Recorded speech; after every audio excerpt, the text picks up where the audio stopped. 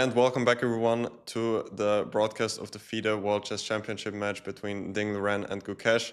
Today we have round number 12, and with me, I'm very happy to say again, international master Laura Unuk. So welcome back, Laura. Hi, thank you, Felix.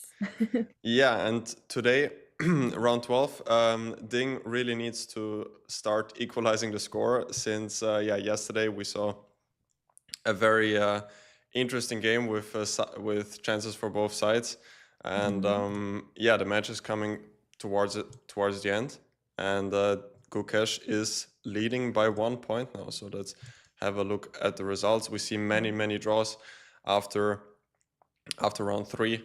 All games have been drawn until round number 11 when when Gukesh took the score towards his favor once again.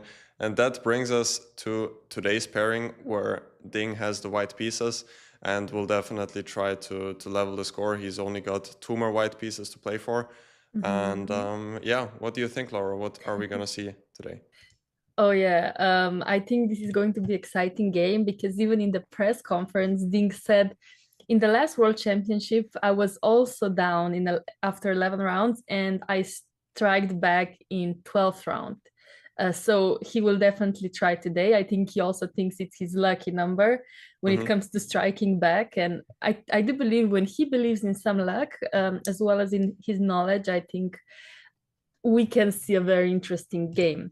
But also he's white. However, I am not worried about him playing with black pieces, as I think he's, in my opinion, been playing even better with black than with white. Yeah, that's true. That's true. And do we have moves already on the board? I think we do. So let's jump into the main analysis. Yeah, c4, e6 is on the board. And in this game, Gukesh doesn't go for the classical English with e5, which we have seen in the previous c4 game. Yes, he played e6, which is actually my response to c4, because I also try to avoid these c4, e5 positions, because this is kind of like reverse Sicilian with a tempo up, and I am not really the best Sicilian player in the world, so I truly tend to avoid it with black. And yeah, e6 for me is just a very safe option. And in my opinion, also something that Ding should have played yesterday with black pieces. As you remember that he went for this d5, d4 immediately. And even in the press conference, he was saying that, yeah, maybe that was a bit too fast. And he should have maybe just played solidly with e6. And I think now Gukesh will be playing solidly with e6 followed by d5. I really don't think he will go f5 in the next move. Yeah, that will be surprising. I would love it, obviously, but his idea is obviously to go d5. And he decided to play e6 immediately instead of first knight f6 because of this line. I will try to show it because, of course, knight c3, and then if we go e6, e4, can be a lot of theory after, of course, d5, and now, of course, we need to know about e5, we need to know about taking on d5, and e6 just avoids that. So easy and simple, and I think Ding is still thinking after e6. Yeah, looks like it, yeah. Probably they were mostly preparing for c45, since it is what Gukesh has played previously. And I'm interested to see what Ding will play here.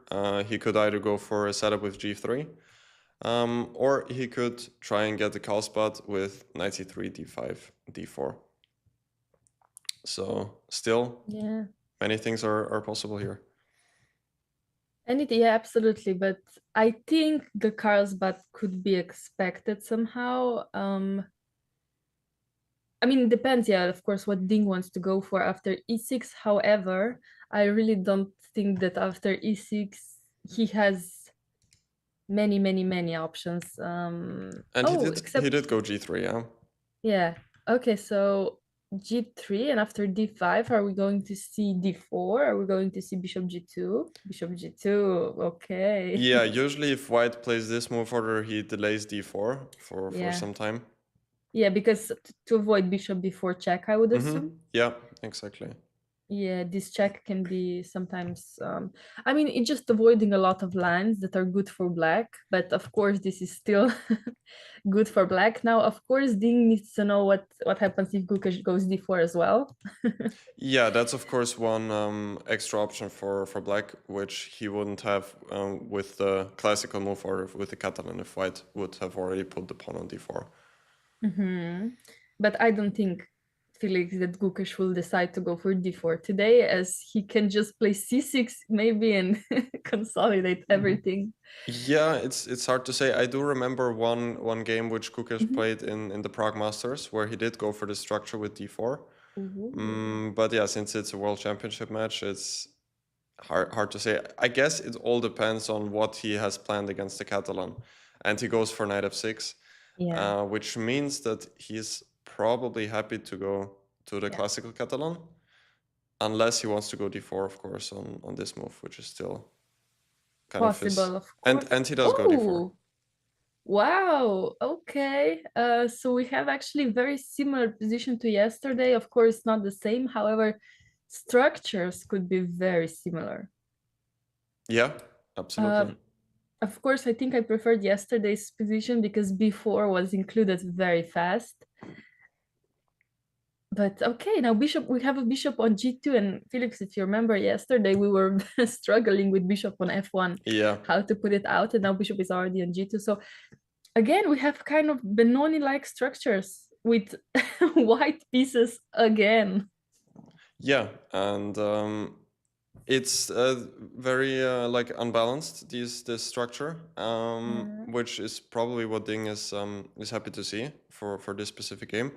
But Gukesh does go for this move knight c6, which might be a bit annoying for Ding to face. Yeah. Because it doesn't allow white to get this typical Benoni structure. And I think this line was popularized by Magnus Carlsen in his match against Jan Nepomniachtchi. And the idea is just to put the bishop to c5 and then to castle short. And it's surprisingly hard for white to come up with anything that special here. Yeah, I do have to admit, I also just found out about this line not long ago. I mean, I think, Felix, you also work sometimes with or just have some information from Grandmaster Borki Predojevic, I think, right? Yeah. And I think he also knows a lot about this line. He was we were having some training camp with him, and I think he showed us even some of your analysis, if I'm correct. Oh, he did? I need to have a word with him. No, not show, but he was like saying, I was talking about this with Felix, and then Felix found this interesting line, which is this, but of course this is something that it needs to be analyzed and checked and so on. But I was like, wow, okay, wait, Felix is finding all these ideas. I will need to ask him about that. So I feel like you know a lot about this line, yeah? I did want to play it with black. I never had the chance to do so. But it was part of our preparation with Borky, who is the national coach of the Austrian team for tournaments like the Olympiad and the European Individual Championship, where we prepared this line together. Wow, this line is very cool, and I'm very excited to see if Dink will know the most intense response. If I remember, d3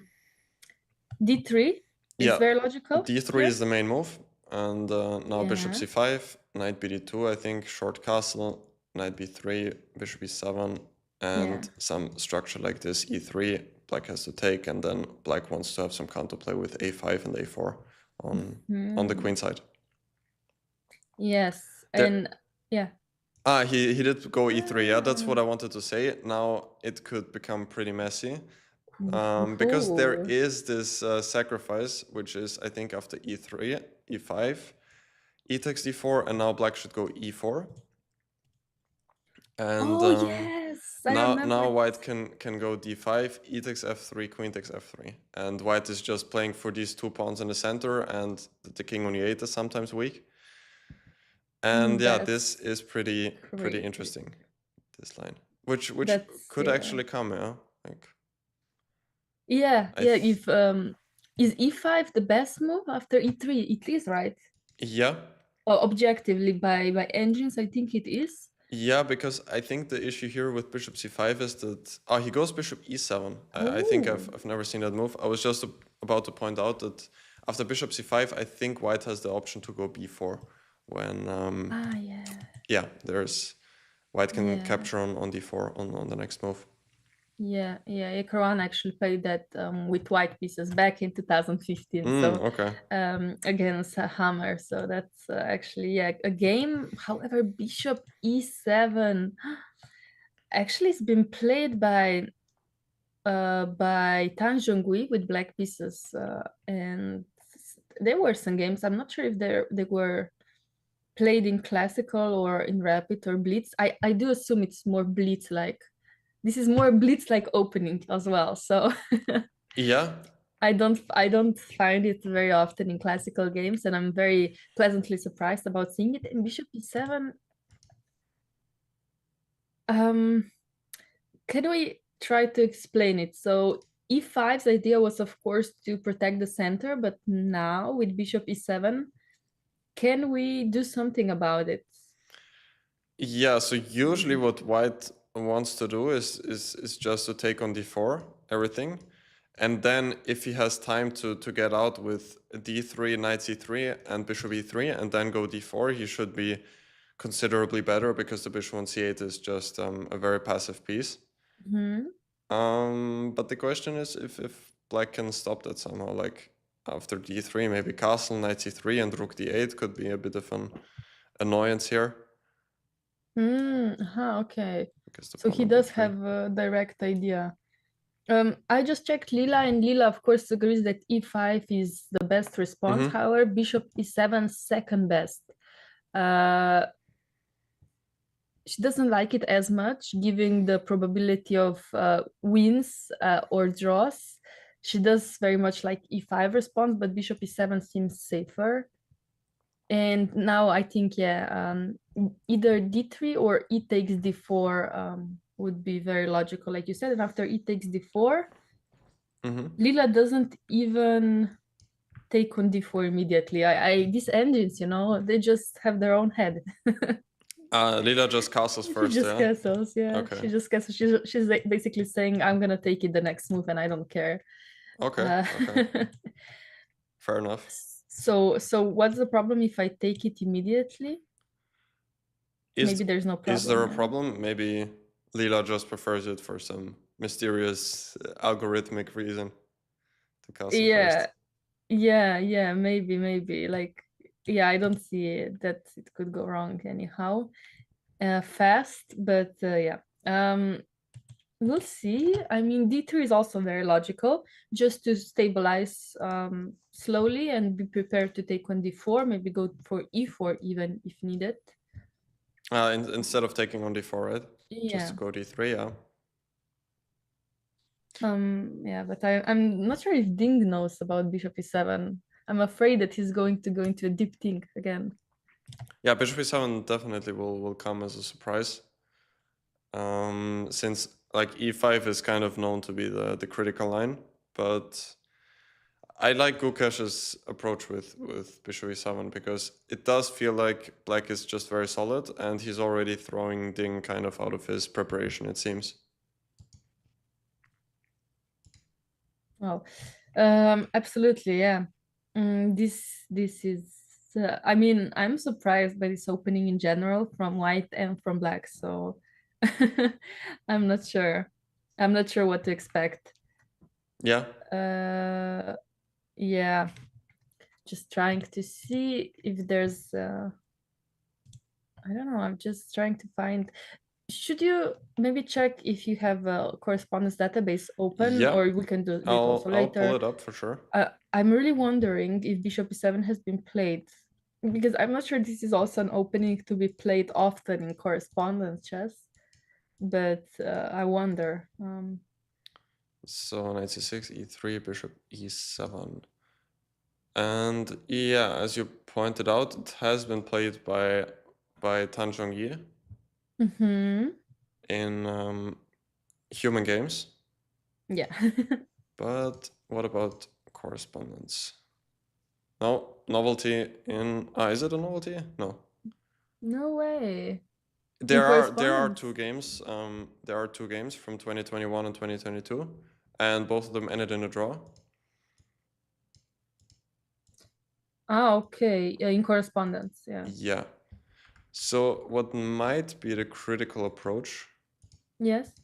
and what I also kind of recall to be the critical move, if at least I saw this idea somewhere. Okay. Which Please. is e takes d4, knight takes d4, and now to go b3. That Ah. might have been what I had in my notes here, or in Borky's notes, as you might say. And the idea is just to go bishop e2 with the same kind of ideas earlier, to gain control of the d4 square, but it might be faster to do it with b3, bishop b2, and not with d3 and bishop e3. Also, the bishop on b2 might be better placed on b2 than on e3. Wow.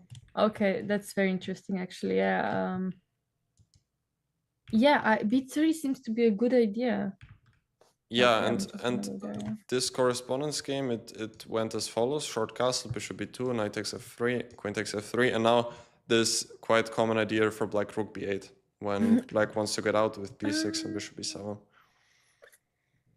Oh yeah, I think this is the line that Worky was saying that you were preparing. I think it was somewhere else, but the idea This is is somewhere else. Same idea. the idea is exactly the same, and the position is Okay. super similar. Yeah. Yeah, probably you're right. Yeah, it was not exactly this line because I think bishop e7 was not in anyone's files. However, yeah, this rook b8 idea is very strong. Yeah, and some position like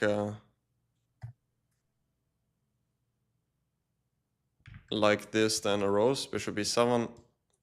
This was it, and yeah, very solid for black. Still, I would probably take white because of the space advantage. Of course, yeah. But something like this shouldn't be that much of an issue for black. Yeah. Black does have some pawn agree, breaks, like c5 immediately could be an option. Also b5 if black can prepare it could be an idea. Okay, yeah, fair point. I mean, I enjoy suffering in these kind of positions with white pieces more than with black, and trying to find some tricks for my opponent to blunder. But of course, Gukesh, I think, is confident enough not to do anything stupid. Yeah. Oh, who knows though? Who knows? But yeah, that's very nice to point that out, Felix, with this b6 or rook b8 b6. I think that's great. But Dink went d3 yeah, instead. Ding went d3, which gives black like a lot of options here actually. I guess short castle is like the most obvious choice. I was about to suggest also d takes e3, but I'm not sure if that's such a good idea. I don't yet. I'm not sure if that's what any of them. Yeah, sorry. It depends how you will take. I guess. I think he took it. he took the pawn, yeah. He took it immediately. Yeah, so I'm wondering what he was afraid of here. Like if he would have castled. Yeah. I have a hard time believing he was afraid of e4 here. No, I don't think he was afraid of e4.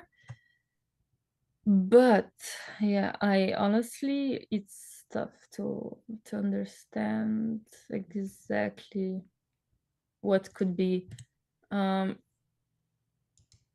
Because if you take on d4, this just transposes to something that you showed us before. Yeah, that's what I thought. Like if white wants to take, he can already do it after bishop e7. I honestly have no idea, except if he was, I don't know, worried about e takes d5, knight takes, e takes d4, knight takes d4, and bishop e3 or something, but I don't really understand why. Maybe he didn't want to get in some specific type of structures, but I really don't think so, because c5 is coming either way. Yeah. I don't know, no, but I think also it could be in his preparation somehow. that maybe I think his team is working very well with finding these sidelines that are still good and hard to be challenged with.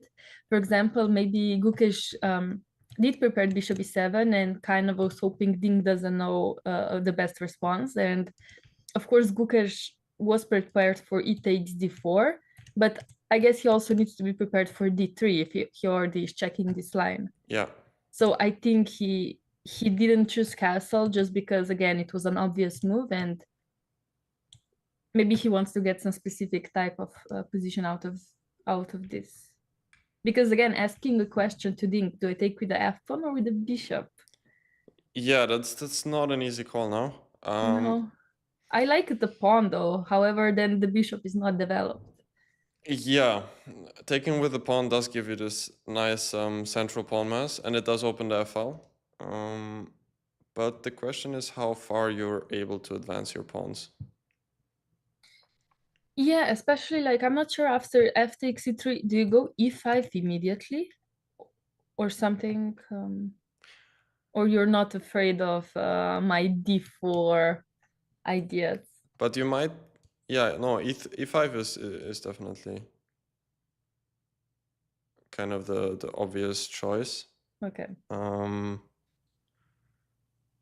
But can white go d4 anyway? Yeah, no, that's yeah, but I don't know. After d4, I was thinking takes. You take with a pawn. And somehow I was hoping that I could, worst case, that I could castle. But what needs to be considered, I'm not sure if it, yeah, I don't think it works, but also I like the idea of knight d4. It probably doesn't work. It probably doesn't work. But for example, after knight d4, bishop c5, bishop e3, I was thinking about knight g4. Yeah. I don't think that this works, but it's fun to think about these things. Yeah. Yeah, absolutely. I think I'm getting a bit too risky here. But what if I just castle though after taking on d4 and I castle? Do you go d5? But after d5, I go bishop c5. So I think I'm fine. And then king h1? Yeah, and where do I go? To e7, knight e7. And I'm just playing with my knights then. At least that's why I think I should. Still, I have quite a lot of space here. You do. But yeah, but some weaknesses as well. Looks playable for black as well. Yeah, that's also. It's actually slightly better for white. So. Yeah, but it's not the end of the world, yeah. And Ding has taken with the bishop. Ding. which now allows often. I mean, maybe Gukesh will even play e5 right away. Yeah, and he did. He did, as you call it. And yeah, like usually the maximum white can get out is to push d4 in a good moment for him, and then it's often like a symmetrical structure, often even with queens off the board, and where white's bishops are like maybe a little bit more active, but something like this is usually very solid for black. Yeah, I do agree. This is just absolutely fine. No complaints in my opinion. I don't want to go d4 so fast, Felix. Can I do something else? Yeah, so knight c3 first is logical, but after short castle, like I don't see how else white can make that much progress. I guess you could throw in moves like rook e1, a3. Like rook e1 here maybe. But at some point, black is also going to take control of the d4 square, like bishop g4 maybe now. Yeah, okay, bishop g4 I was always slightly worried about. Or knight g4. Yeah, knight g4. Yeah, also knight g4. I think instead of rook e1, can I start with h3? Yeah, that's also very useful. Yeah, now like bishop f5 maybe. And then queen d7, rook d8. Simple. And now I'm basically almost forced to go d4. Yeah. I think so, yeah. And yeah, some position like this, I don't know how white takes here. Let's say keeps the queens on the board. But this shouldn't be, yeah, No, black is fine. anything special. Yeah. No, absolutely, black is absolutely fine. Okay, that's why maybe I preferred f takes c3. I just think it gives it more imbalance. Yeah. I don't, but okay, on the other hand, would Dink be happy with a draw? I would be very surprised. I mean, Yeah, if you're leading by one point and you're happy with the draw in the 11th round, it would be somewhat in the 12th round. Sorry. Yeah. Would be somewhat surprising to me. Yeah, absolutely. I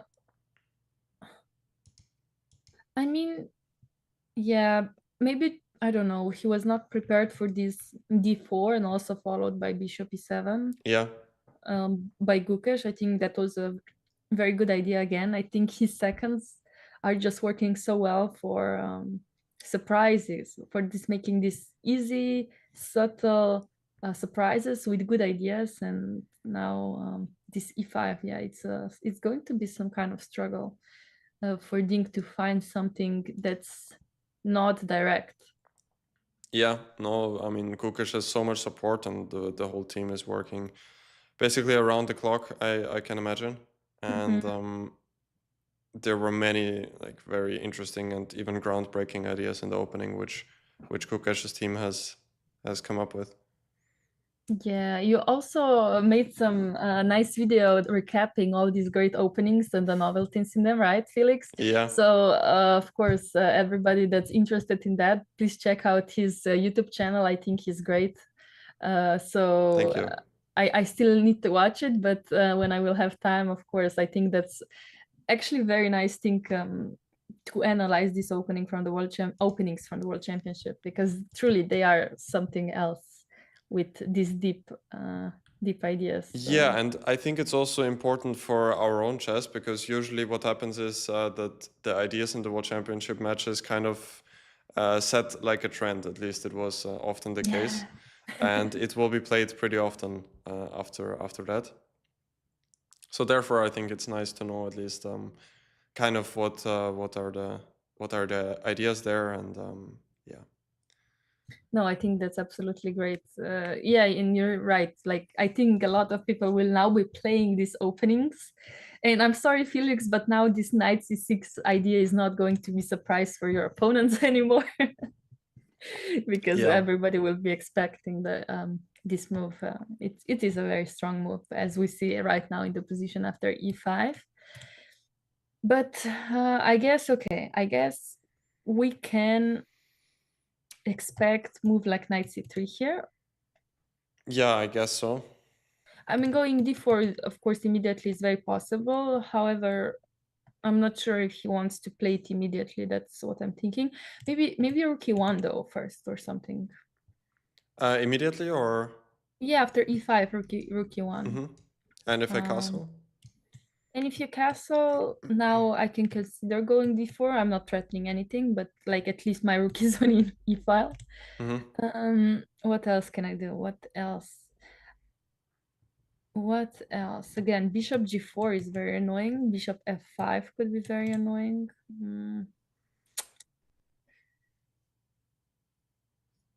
Okay, what if I go d4? Okay, I'm gonna take. Yeah, okay. Knight d4.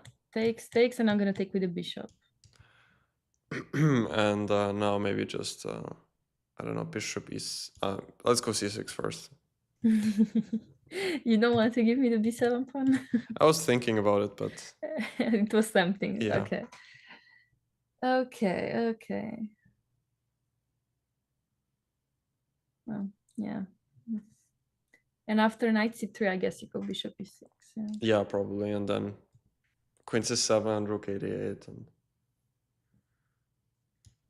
yeah, somehow I have nothing. Yeah, or at least very, very close to nothing. I mean, I can sacrifice the c4 pawn with something like knight e4. I try to play for activity somehow, but I think I'm just dreaming at this point. Just wake me up, you know? Yeah. It's hard to generate any play here because black is just so solid, yeah. I mean, Yeah, doesn't. It looks so easy for black as well. yeah, very natural moves.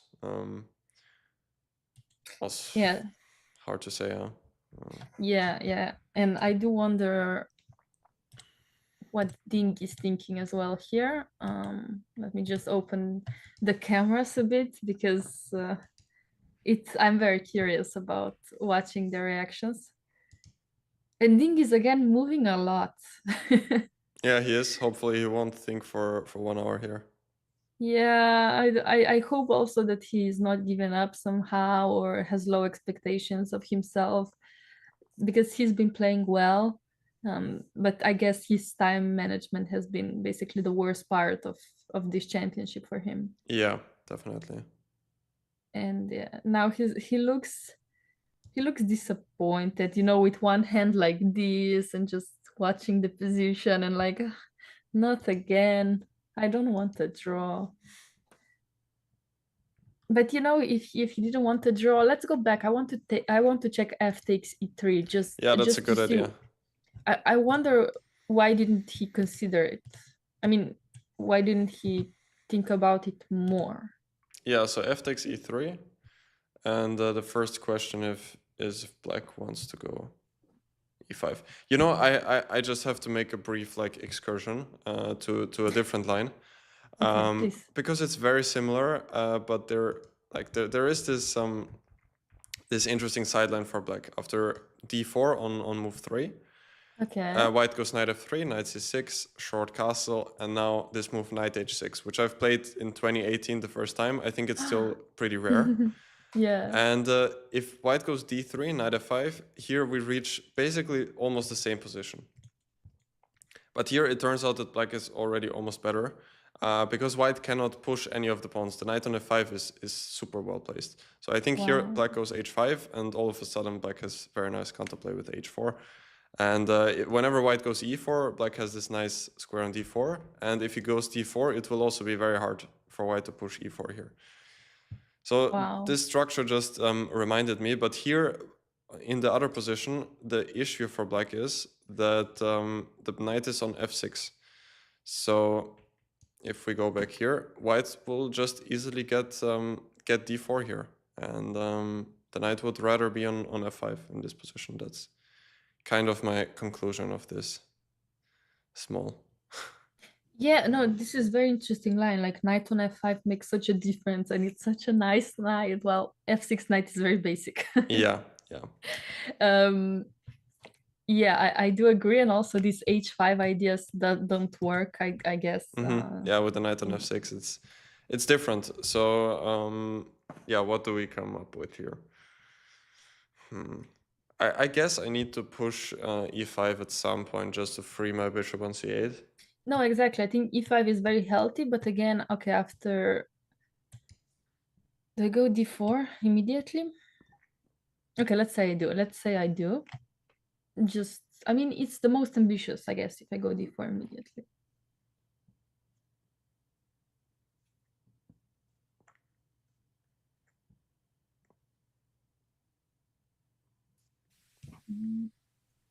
And of course, now there's a question whether you take it or do you develop the bishop or do you castle?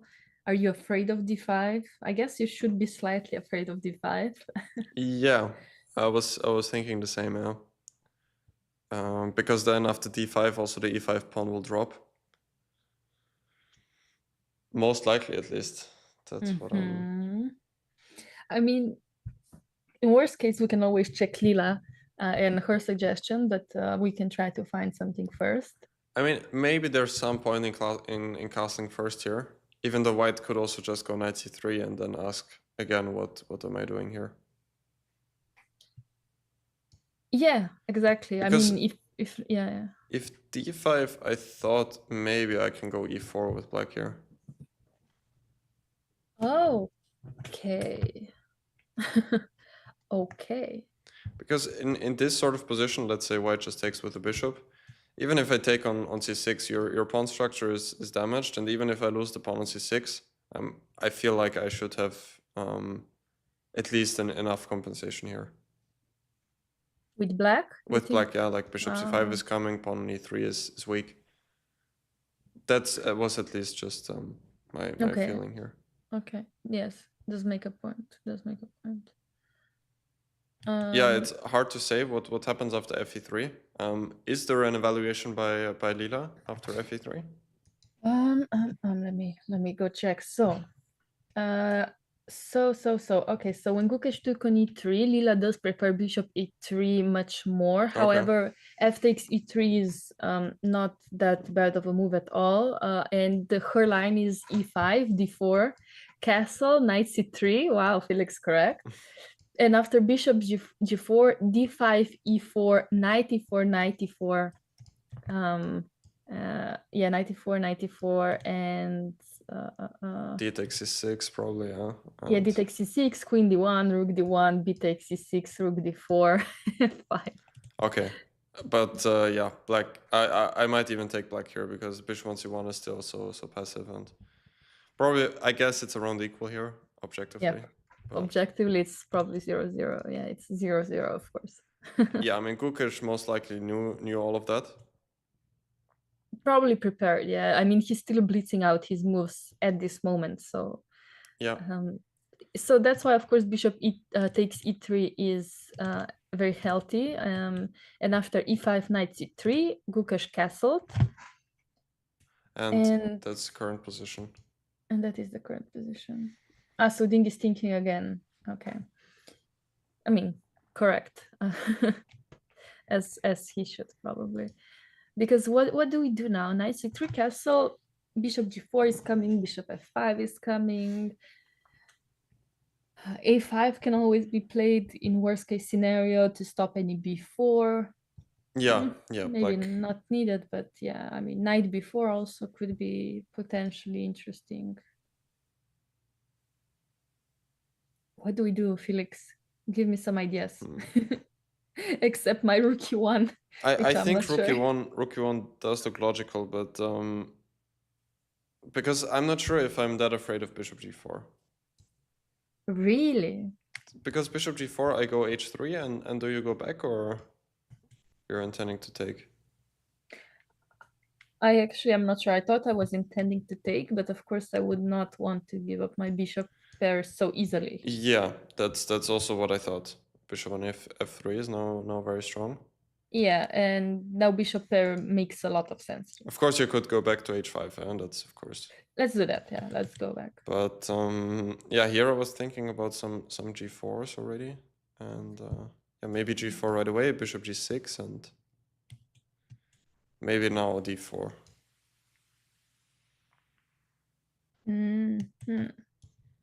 And if you take, I was kind of pretending that your bishop on g6 might be a bit out of play because I also have f4, f5 ideas. Okay, yeah, so finally some activity. Of course, I get it, but I need to get out of it. Yeah, and yeah, maybe after c6 you're going just f4. Yeah, I was hoping I can do that, but yeah, therefore I thought that bishop g4 is not necessary. Good, yeah. Because you can go bishop f5 and probably force me to play d4 anyhow. Yeah, of course. So good that we discussed bishop g4 not being a threat. One less move to be considered by white. Yeah. So yeah, bishop f5 more direct. And now I don't see anything else than to push d4, honestly. Otherwise, black will just take on b3, I guess. Maybe you can go queen b3 here, but... Ooh. What is queen b3? Yeah, I'm just attacking b7, and if you take on d3, I'm probably gonna take there. Okay. Wait, I like this. I like this idea. I'm not sure what happens, what is happening at all, but... But yeah, now I'm just remembering that knight g4 is also always in the mix. Ooh, Like okay, but even instead of bishop f5, I know I'm jumping around a lot, but yeah, it's okay, it's okay. Yeah, knight g4 immediately, huh? because my bishop probably has to go back to c1 and Or I could say I will jump knight d5 and give my bishop. yeah, that's actually a good idea. And I'm trying to claim that that square is more important than my bishop. And if I However, take on e3, you take with rook, or I have not considered that far, but let's say I do. Let's say I think. bishop c5. Yeah, now I have to move somewhere again. So let's go back to e1 or something. Yeah, but And are you going to get f6? f6 is one option. I could also go bishop g4, just trade on f3 and play for the dark squares. Ah, yeah. Okay, okay, okay. So I think black should be pretty okay here. Yeah. Yeah, yeah. Stop giving me this counter plays. Oh, rook e1 on the Ding board. played rook e1, yeah. Okay, I do wonder what happens of knight after knight g4. Actually, let's check, because I don't want to go bishop c1. That's sad. I'm trying to find something. Okay, can I go queen e2? And knight e3, queen e3, yeah. Yeah, queen e3, and then I will go rook a d1 and maybe then d4 later. I'm playing on the files if I can. I don't know, but bishop e6 is coming anyway, so this is tough. Yeah, it looks like black is very solid. Also, he has the bishop here. Somehow it's hard to believe that much can go wrong for black here. Like, even if I stay with something like bishop d6 in this position, and Okay, I mean, I'm still gonna go rook a d1. I have a very simple plan, but yeah, I mean, like bishop g4 now, maybe. Oh. Again, I'm probably gonna end up playing for the dark squares. Yes, again, yeah. Okay, somebody suggested instead of queen e2, so let's go back to knight d5, knight e3, and I go knight e7 first. Yeah, I also thought that's better. But yeah, queen takes e7 and just rook takes e3, yeah? Or I guess rook e3, right? Not fe3. Yeah, I would guess with the rook as well. I also thought here it's hard for white to generate anything. Like, if I go queen d6 and then again either bishop f5 or bishop g4. I agree, yeah, because now kind of d3 pawn is a bit behind and e5 pawn is kind of strong, so it's tough for white to be better here, in my opinion. Yeah, white does have to play for some dynamics here. But because yeah. Like before here, I peeked at the engine, and engine says before, so yeah, I also saw that. But what happens after bishop g4? Just I have no idea. Let's think what does engine have in mind after that. I will not peek anymore. But I guess it was around equal, yeah. I mean, +0.2, +0.3, which is something, but of course equal, yeah. Probably with CC. Oh yeah, I forgot about CC. I should open that website as well. Probably 0.0.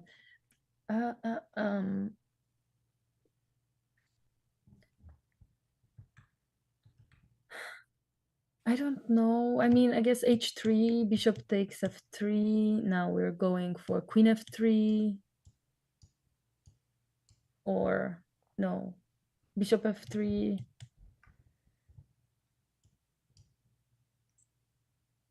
Yeah. I don't know. It feels like it's actually harder to play for white. Yeah. Because you kind of have to look for this direct play, not to end up strategically worse with the backward pawn on d3. No, I agree. So rook e1 is on the board, correct? Yes. Okay. Yes, it is. It is, and I'm going to open the CC analysis as well.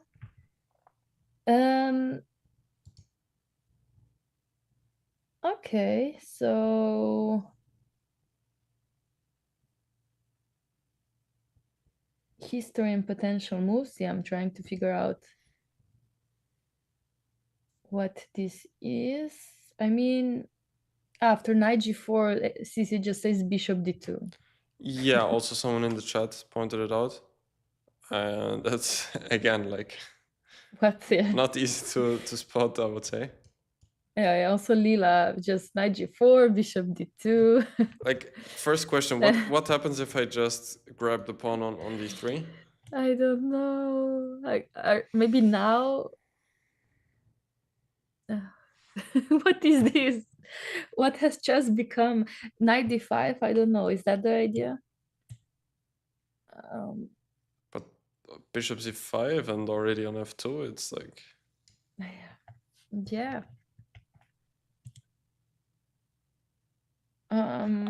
Maybe h3 first after queen d3, h3, and then just to take on e5. Maybe. Yeah. Like That's a good h3, knight idea. f6, and I don't know if you want to take now. That's a good idea. Take here, take still like bishop d6, and then I'll just take on c4, I think. But okay, now I have something. What do you have? I don't know, rook g5. It's something. It's a move, and that's important. You know, I have one move. Yeah, I don't know what is going on, but I claim that rook g5 is good enough. Even though I don't know what I do after h6, I have no idea. Yeah, you have to go to b5, a5 or somewhere. Oh, yeah, I don't understand this, Felix. I don't get it. Yeah, it's hard, yeah. Bishop d2, I also have a hard time. You don't play bishop d2, that's not human. If you move the bishop, you go to c1. Yeah. This is hard. Knight d5 does look way more logical instead of moving the bishop in general, I would say. So after knight g4, knight d5, and try and make this work, yeah. But as we discussed, black is also very, very solid here. But let's see if Kukash plays knight g4. I don't think it's obligatory at all. Like, no, bishop f5 also looks very, very reasonable. Yeah, I mean, bishop f5, yeah, but you need to worry, like you said, about queen b3, however, very, very logical. Knight g4, actually very annoying. Yeah, I agree. Very, very annoying move. And also, if you decide to move the bishop, let's say to d2 or c1, I mean, then bishop c5 comes with a tempo. Attacking f2, bishop is then on a better square on c5. Worst case scenario, I'm speaking for black, yeah? Yeah. I don't know. I honestly, this is very difficult for me to understand. Yeah, not only for you. Okay, thank God. I think someone pointed out that after knight g4, yeah, white could also play h3 immediately instead of knight d5, and after knight takes e3, rook takes e3, I guess. But yeah, after bishop c5, I guess the rook has to go back again to... Yeah, somewhere, e1. e1 or e2. I guess, e2. But here I'm always wondering, what if black just goes f6 somehow? Yeah, f6 is one option. It does weaken the light squares, but... I don't need to play it maybe immediately, but... Like, if I were black and I can somehow play without f6, I would probably love to do so. But yeah, honestly, I cannot say anything against f6 here. It does look very healthy as well. Yeah. You know, with the rook on e1, for example, I'm always just scared about ideas like knight h4, then bishop d5 check, king has to go to h8, and then all of a sudden queen h5 is coming. So Yeah. these are kind of You're right. my worries here. No, But you're right. Yeah, absolutely. You don't want to go f6 if it's not needed. So let's fix. What if I go rook e8 instead of f6? yeah, that would have been my suggestion. Yeah, and However, yeah, I mean, still some knight d5 is coming. Maybe it could be annoying. yeah, but maybe bishop e6. Yeah, no, I'm not trying to say now. I'm trying to predict some. I mean, trying to find something that could be annoying for black, Yeah, because I don't have a bishop pair and my opponent does. yeah, And I but need to do something about at that. some point black would also go knight d4 probably. Like even if knight d5 right away, knight d4. And I think now I'm just able to exchange these two minor pieces. And if I get rid of the knight on c6 and get c6, I mean, black would be at least slightly better, if not clearly better here. Yeah, you're right. You're absolutely right. So basically, our conclusion, Felix, is that computers are wrong and black is better. Yeah, that's maybe a bit of an overstatement, but I mean, I think Gukesh is very happy with his position here. I don't know how he is like behaving from body language, but Not moving, very calm. okay, so as usual, yeah. Absolutely, as usual. Yeah, it's amazing how composed he is. Even after winning yesterday, he was just like, fixing the chair, putting the pieces back very slowly, and just like leaving the playing hall like nothing happened. Yeah. Yeah. So crazy. And yeah, of course. I think, however, Felix, I was extremely surprised to hear this yesterday. You remember, of course, Ding was thinking very long in the opening for move 4 and 5. It was insane. However, Guker spent 1 hour on move g3. Yeah. And he did say it was the time that he lost his cool. He completely lost his mind because he knew that he messed up the position, and he was in his head thinking, how did I manage to think so much and I cannot come up with any good idea? How am I worse with white pieces? This is my preparation. How do I not find anything? And he completely lost it. So when he played g3, he needed, that's why he left immediately. He just went to his room for like 5-10 minutes, ate something, and got back into his mindset. Yeah. I was so surprised to hear that he lost his cool. I mean, it's also understandable. Like, after all, as hard as it is to believe, Kukash is also only human, and Yeah, it is hard. It is hard to believe, yeah, because he's just playing so well. But yeah, it was a tough it was a tough situation for him because the preparation actually went well. But then, like 2 moves after his preparation ended, and he was able to get like a slight advantage, maybe. He just had like basically the clearly worse chances, and then when he realized it, he had to kind of live with that and try to fight. But he did manage to do so really well. So he got back into his mindset, as you said. He managed to do that, and he did take some time for that. But in the end, it worked out, and he was able to fight back as well as it's possible, I think, in that situation. Yeah, I agree, but like, I mean, it would happen to any of us. Like, yeah, Yeah. imagine this is your preparation. I think he mixed it up. Like, in fact, I think he said it that he was not prepared for knight c6, but I think for queen c7, something like that. And in that variation, that d3 was the best move. However, whatever happened in the game, then he thought, oh no, this is the same thing. So he just played it, and suddenly he found himself in a worse position, and he was just trying to save it. Yeah. And yeah, this is just, yeah, such a human perspective, and I really do appreciate him saying that also during the press conference, that he's not afraid to say that he completely lost it, and he needed to go somewhere out from the playing hall to compose himself, and he managed to do it, which is of course very admirable. Yeah, absolutely. Yeah, that's Yeah. kind of what takes maybe even the most strength. Yeah,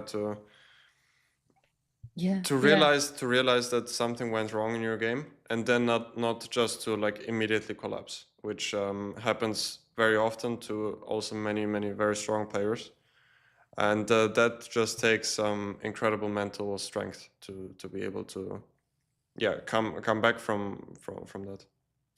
Yeah, absolutely. It is like wow. And I guess now I think I hopefully know he's not as nervous as in yesterday's position. I mean, now he has so many options, and at least we feel like all are fine for black. I do want to mention, I'm not sure if in correspondence or in over the board chess, but everybody after rook e1 played bishop e6 here. Okay, I'm just checking here. What are the? Mm-hmm. What It is might the? be correspondence, actually. I'm not sure, but I'm just checking the Lichess database, of course. It's the easiest for me. No, bishop e6 has been played in two classical games.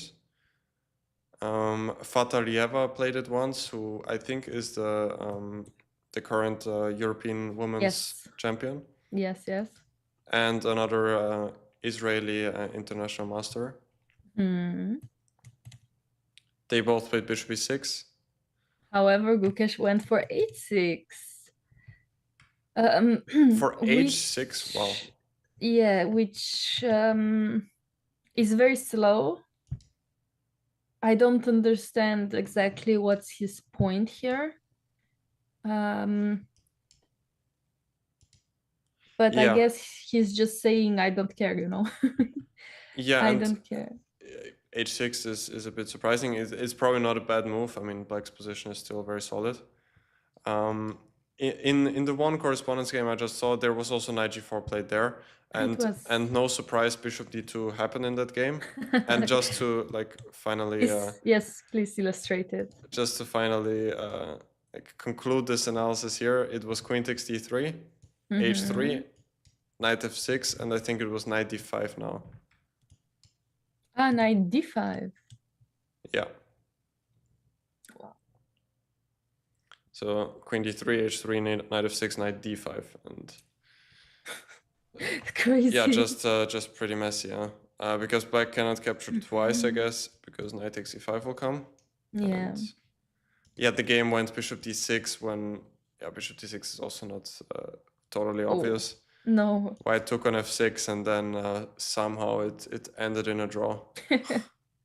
Of course he did in a correspondence game. But yeah, from human perspective, that's not clear for any pieces. I mean, the king is open, I'm a pawn down with white. I mean, that's crazy. That's insane. That's just too much for me. Yeah, that was a little bit strange. Yeah. h6, yeah, it's. I guess he wants to prepare Yeah. bishop e6 without allowing knight g5. That could be I one was idea. thinking the same, like after bishop e6, did some people, what did they respond with? Nobody played knight g5 though, so I guess not really, but okay. Bishop e6, yeah, in one of the games, bishop g5 was the response. Yeah, bishop g5 though, yeah. Maybe also stopping that, yeah. Yeah, I'm just saying if black went bishop e6 first, yeah. One game followed bishop g5 with white, and in one game white just played d4, which ended in a draw pretty quickly. But yeah, I don't get why black wants to put the bishop to e6, because on f5 it's like attacking d3. I'm probably misevaluating something here, but we both are, because it seems so obvious to play bishop f5, but I think we're both missing something. maybe queen b3 is the idea, but even if black goes something like rook b8, did white achieve something now? Maybe rook d1. Yeah, I think rook ad1. If I get rook ad1 on the board, I think I'm happy. Yeah. In my opinion. So.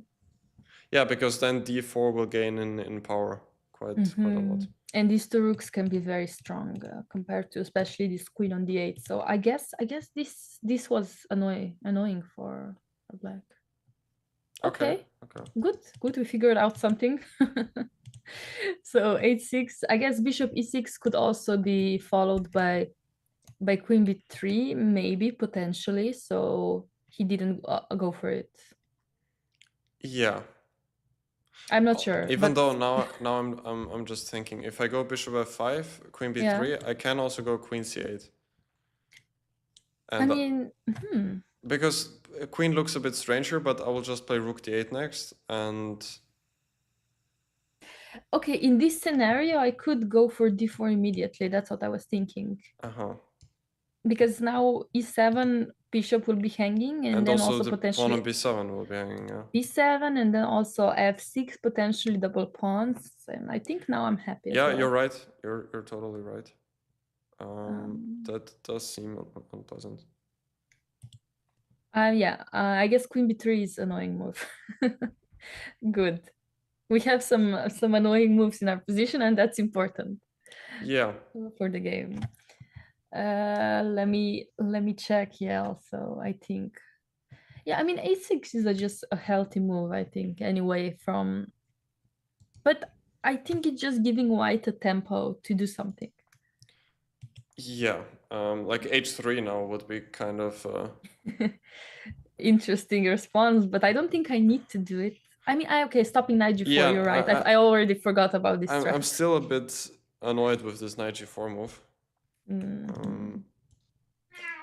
And the other question is, if I go h3 now, like, what is it do you do? Do you go bishop e6, or do you go to f5? And is this inclusion still like good for you, or?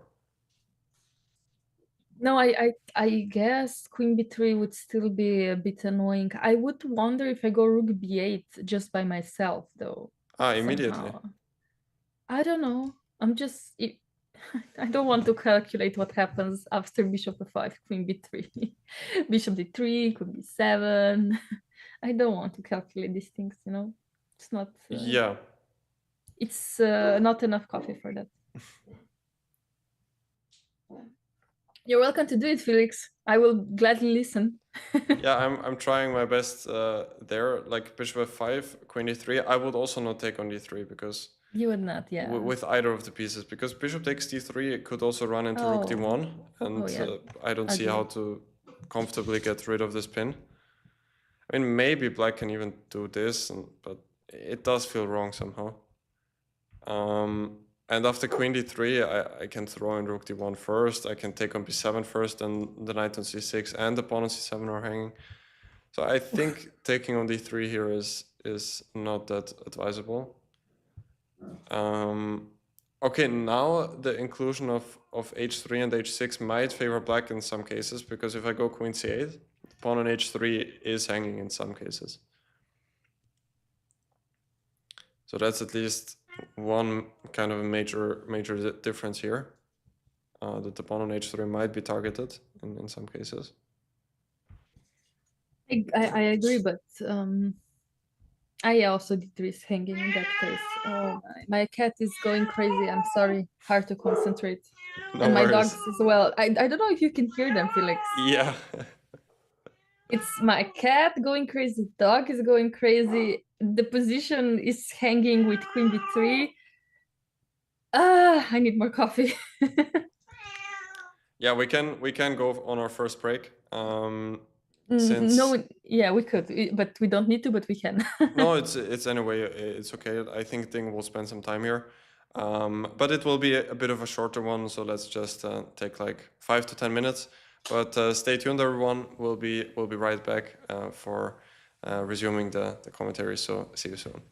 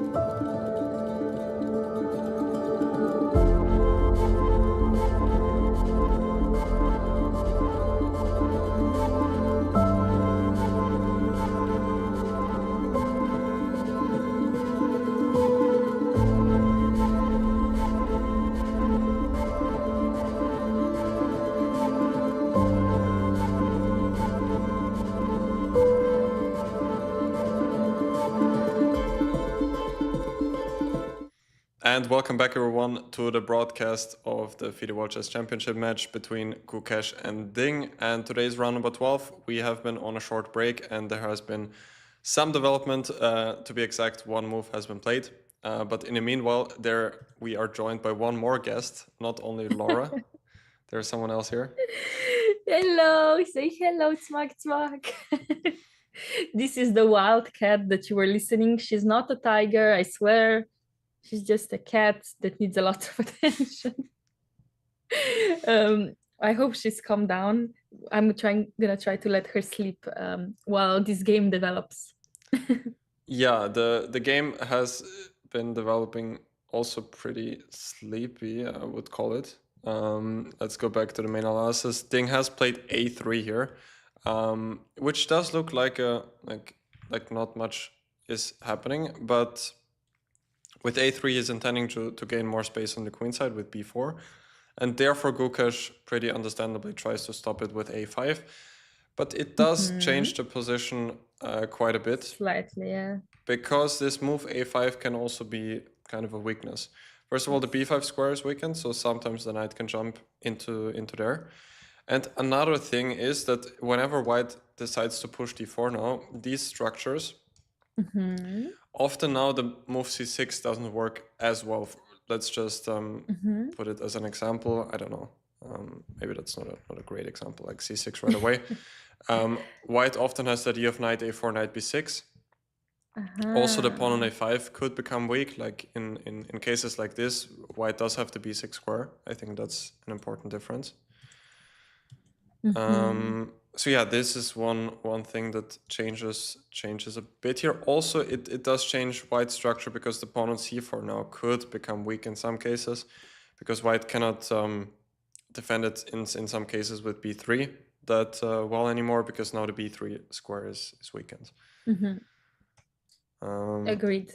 But yeah, how does Ding like make use of that to the maximum potential of this inclusion? Yeah, you're right. I mean, in these kind of situations now, also knight d5. I mean, in some situations when knight goes away from f6, could be much stronger, because, like you said, now c6 would be kind of weakening, as b6 square is already ours. But what is the maximum that we could achieve from a3 a5 though? That's I mean, it's not like we can put a queen on c2. It's not something that we would like to do. Somebody did suggest that he wants its queen on e2, which I get it, because I really want to play my rook ad1 somehow. Yeah, but then the pressure on e5 could arguably be, I mean, it's somewhat more because then there are two heavy pieces on the e file, but Yeah, that's true. often you would prefer to capture with the rook on e5. Yeah. If in some cases the pawn on e5 could be hanging. But yeah, queen e2 is also definitely a move to consider. I mean, the queen is also pretty useful on the e file. If it opens up like rook d1 and d4 happening, then it's definitely useful. Definitely useful. Yeah, and also knight b4 is not in the mix anymore, which might. That's what I was trying to hope for somehow. Maybe instead of queen e2 something else, but I really want my rook on d1. Felix, can we do that somehow? Yeah, it's my dream. It's my dream in this position. I would also love that. Yeah, rook on d1 would be perfect. How else can you do it? I guess you could still make an argument for queen b3 just to sacrifice this pawn. Let's do that. Maybe play for some compensation. I don't know if the queen maybe goes to f5, and then something like knight d5 could be possible. Oh, okay. Yes, I like it. And somehow we have reverse situation from yesterday, where Ding was a pawn up and was trying to defend the position, and now Ding's a pawn down, and Gukesh will be trying to defend this position somehow. Yeah, definitely looks like white does have some compensation here. Yeah, I mean, would need to be checked, of course, more deeply, but somehow I like it. Yeah, of course, also the question is if like black doesn't have to take the pawn.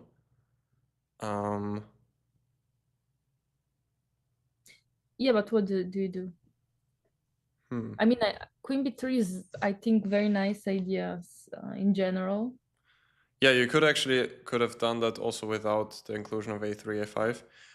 Again, maybe I want to make this move knight g4. Somehow I'm always attracted to this idea. Fair point. That's why we were also considering h3 before, but yeah. Let's say that I don't know what do I want to say after knight g4.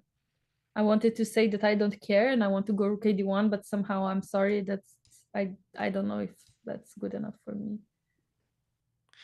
And you could also think about f takes e3. Like if you get d4, it could be interesting, but I'm just pretty worried about the dark squares here in Me general. too.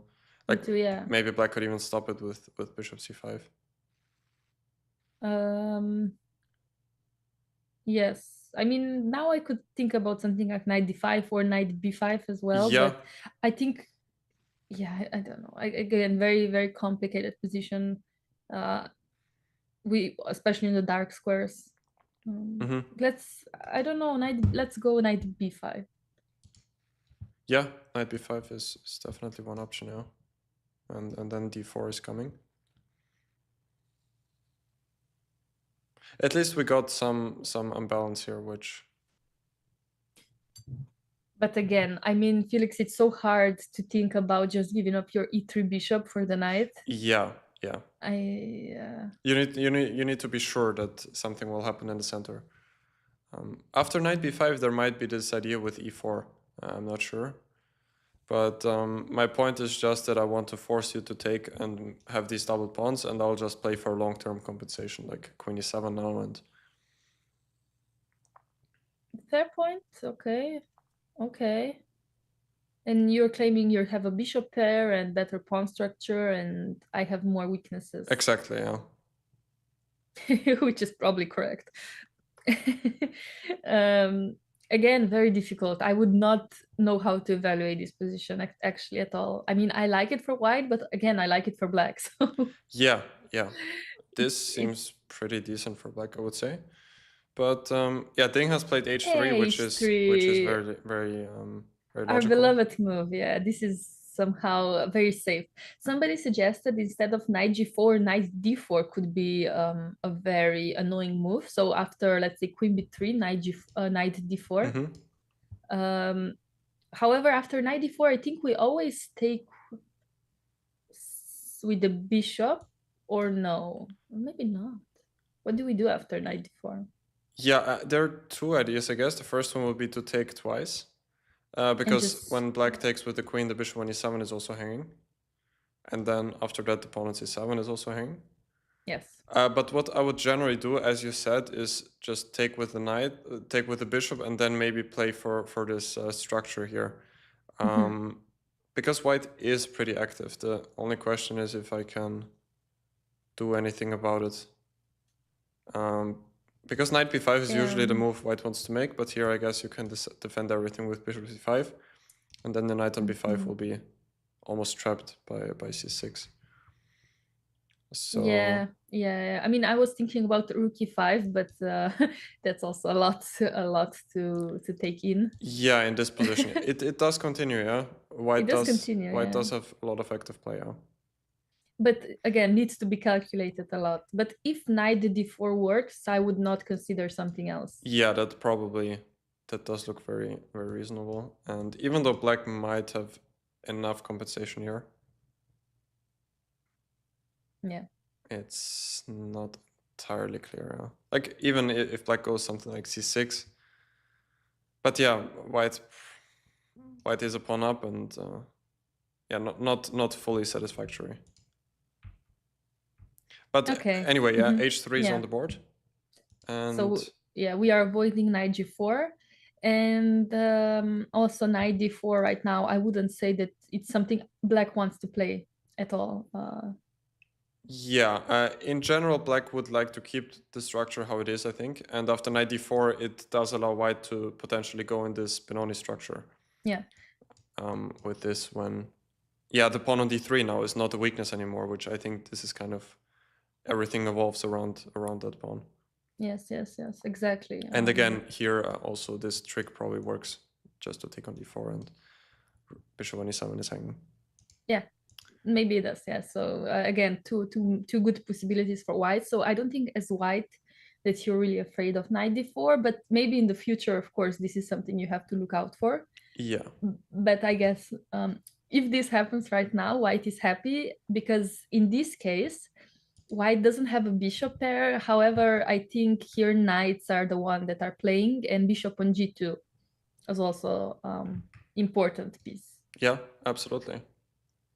So I wouldn't really, even sometimes in this situation, if you have a bishop on c1, you go exchange it with bishop g5 and you take the knight on f6, just because this bishop sometimes doesn't have any good squares to be put on. Yeah. But of course, it depends. It depends on situation. No, you're totally right. Yeah, white is kind of playing for the light squares here overall, because the bishop on g2 is just pretty powerful. Yeah, that might be one reason why Gukesh played h6, just to stop also the bishop coming to g5, and of course also the knight. So yeah. I think in this position, I mean, the two most logical moves to me are either to go bishop e6 or to go bishop f5. I'm not sure what else he could think of here. I mean, now with a5 inclusion, let's check bishop f5. That makes quite a difference. Somehow Rook has more space now. Yeah, I agree. So our idea before was to go queen b3 here, right? Yeah. Also here now, I think that d4 is a more serious option, because again, the structure has changed now quite a lot, and still is probably okay for black. Yeah. But it has to be considered, of course. Yeah, I mean, white at some point will go d4 when it's optimal, at its optimal position. So yeah. I mean, my optimal position, it would be that the queen is somewhere else and the rook is on d1, but if that doesn't work out, I mean, I have to do it now. Yeah, so if you could get this idea with queen b3 followed by rook d1, it would be pretty nice. Yeah, but some things are slightly different now, or maybe they're not that different. I was thinking if I could go something like a4. He went bishop e6, which is also very logical. I mean, development of the bishop on a very healthy square. Yeah, and it does make more sense to play bishop e6 when he played h6 before. Yes. So, and yeah, now d4 will be harder to get because the pawn on c4 will always be hanging. And also queen b3 is probably less effective now, because after queen takes d3, the pawn on c4 will be hanging. But also c7 will be hanging, but then the queen could be trapped. Yeah, here it goes on, yeah. It does go on. Please continue. So let's say queen takes c4. However, then I have knight d2, don't I? Yeah, knight d2, and both knight on c6 and the queen on c4 are hanging. And yeah, bye-bye. GG's. No, maybe it's not GG's. It looks like GG's, but maybe it's not. But however, yeah. Does look like it, yeah. It does look like it. I don't want to blunder some trick, at some point. Okay, the cat is gone now. I can fully concentrate on the analysis. Okay. King h2. Wow, wait, what? I mean, it does make sense. Like we said before, or you noticed before, after queen b3, queen c8 defends b7 and also attacks h3. Yeah. And if that is the idea, I'm not sure, but king h2 does make sense. I don't believe it's the best move. It would be surprising if it's the best move, but it's a nice prophylactic move because, as you said, yeah, either queen c8 or queen d7 will most likely come.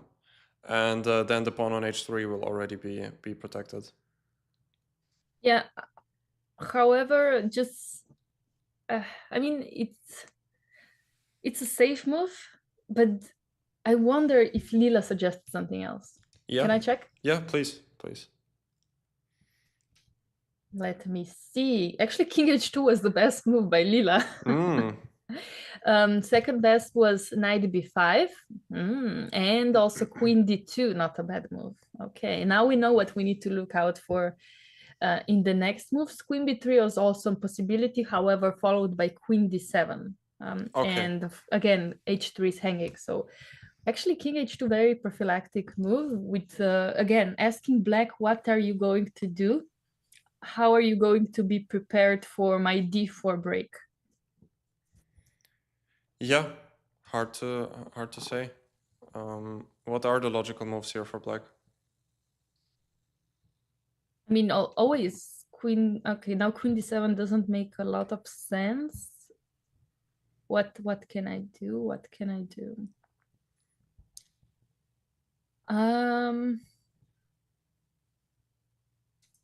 Wait, actually, that's a fair point. What do I do?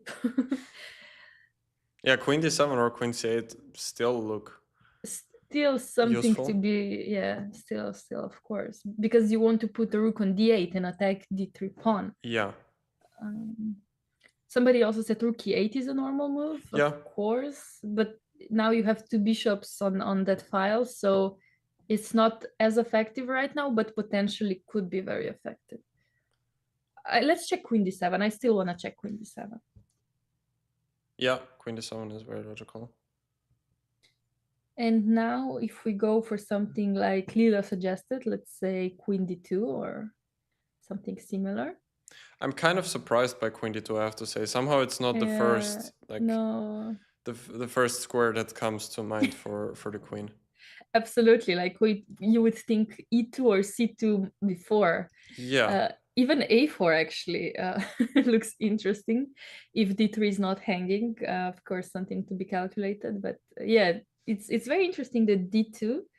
However, if potentially sometimes bishop h6 would work, I would love it. Yeah. It could be an idea, yeah? That's true. Not now, but long term, sometimes it could be dangerous Yeah, to absolutely. sacrifice. Absolutely.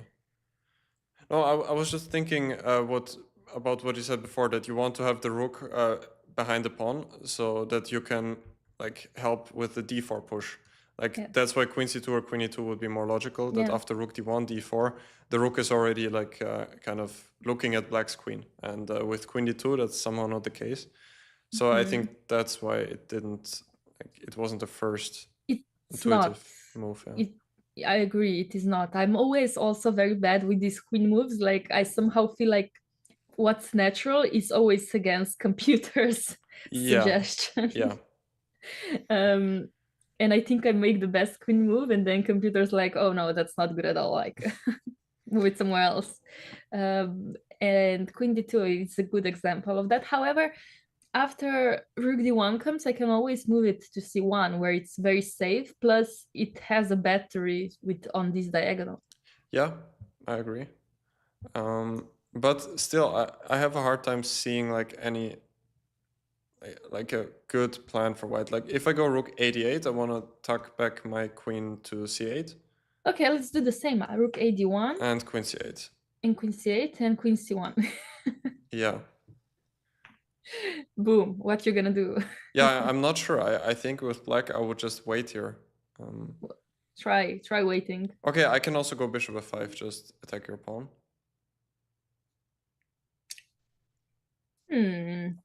I guess wait, actually, now I'm considering bishop h6. Now I'm actually considering it, because also e5 pawn is hanging, and I think I get 3 pawns for my bishop. Can I try it, please? Yeah, sure. So and knight e5. You take on e5 first, or? Yes, let's say I take on e5 first. Okay, I'm gonna take back, rook e5, bishop d6. You're going to d6. So you're giving me another pawn on a5? Yeah, I have to say, I didn't even see that this guy is hanging, but... I don't know, I'm gonna take it, if you're giving it to me. But now you won't get the h6 pawn, so now I'll go something like king g7, I think. I mean, I don't know. I wouldn't be so sure can I go 94 or something like that? Yeah, you definitely can. I mean, this is a game, I don't know the relation, but this is a game for blitz, Yeah, I mean, my first guess would be that it's not completely enough Good for enough. white. Yeah, I would say Because so. the king is also pretty safe. Like if I take on e4, I'm not sure how you take back. I take with a pawn. Yeah, and then something like bishop g6. It seems like the king on g7 is very safe, and Yeah, I was hoping I would have something like f4, to be honest. That's what I was counting on. yeah, Because then f5 could be very dangerous, also followed by e5. But again, yeah, your rook on a5 is also you could argue maybe a bit out of the game, even though it could also join into the attack. Yeah, I mean, it's one idea to consider this bishop h6, always. I mean, yeah, of course. I just said it out of the blunt. I didn't calculate anything.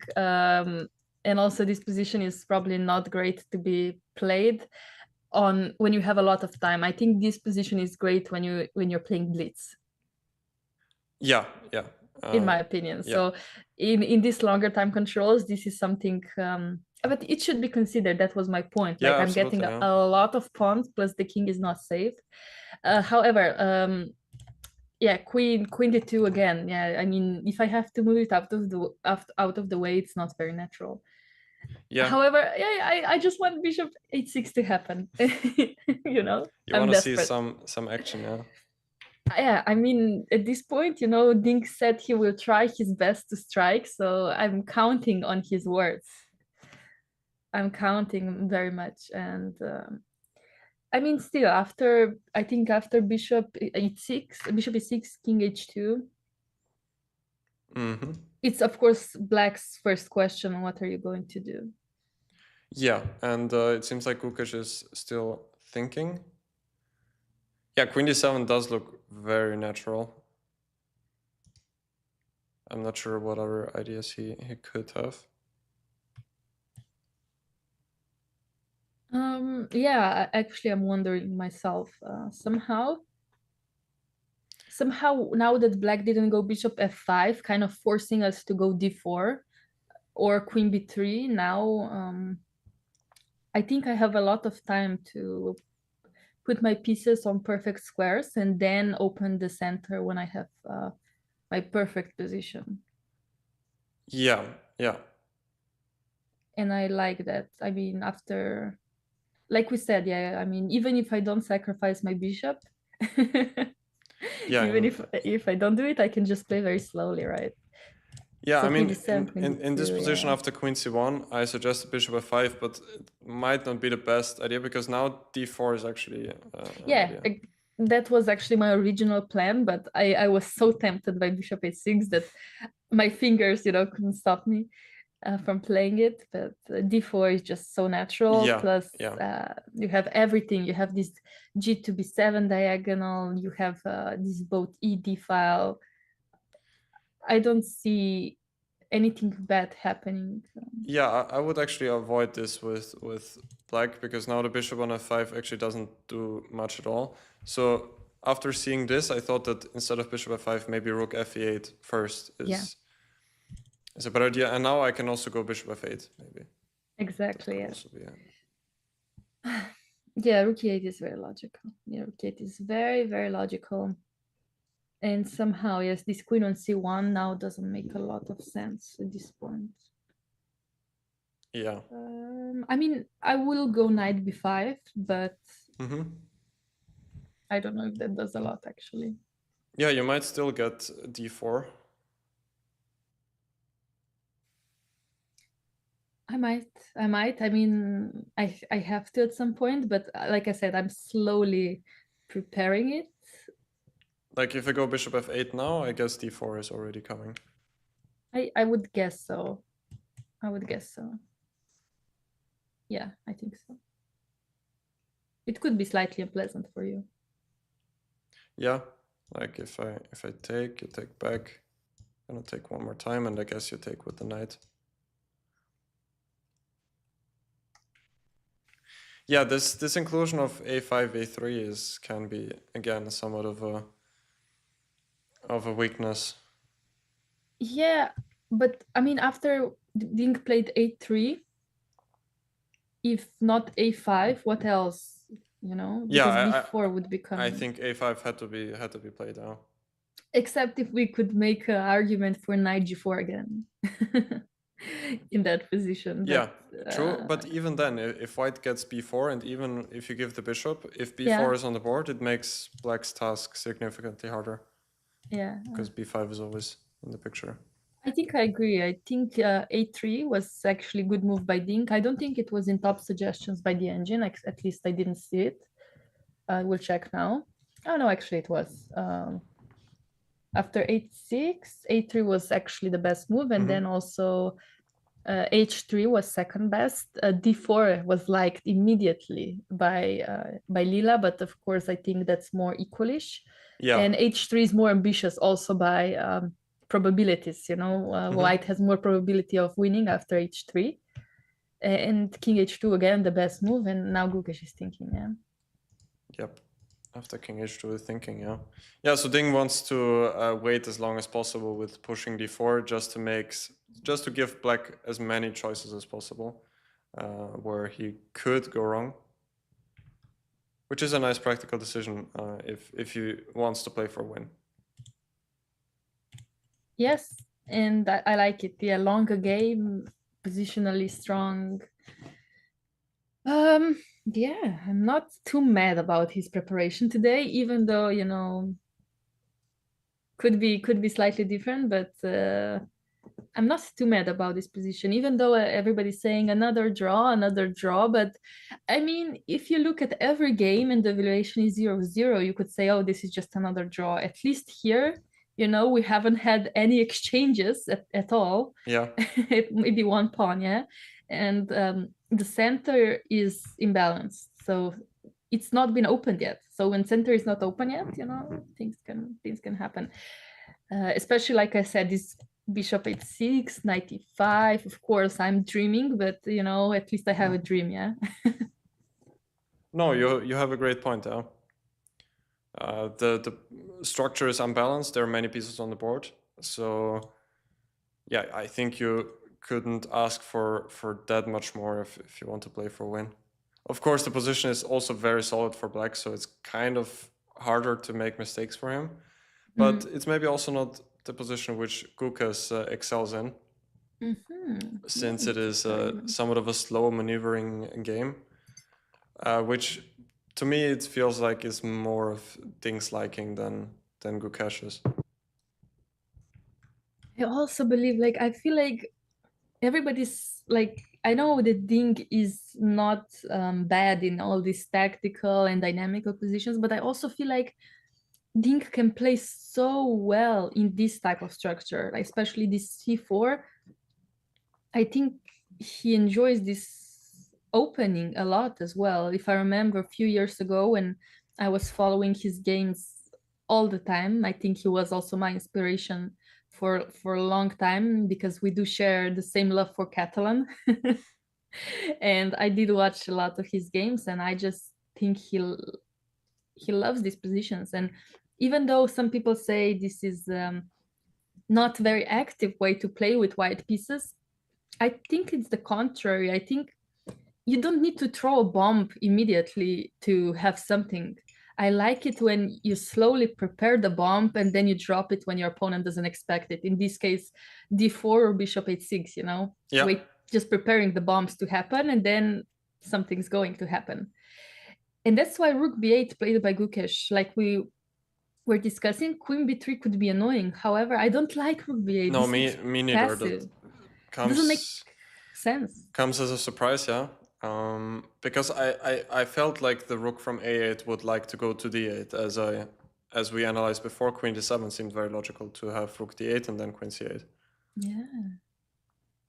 Rook b8. Wow. I wonder what his thought process was. I guess he is preparing for this d4 break, so b7 will not be hanging. Yeah. I get it. Now I'm just thinking, I think after queen d7 we haven't analyzed queen b3 here. Maybe that was bothering him.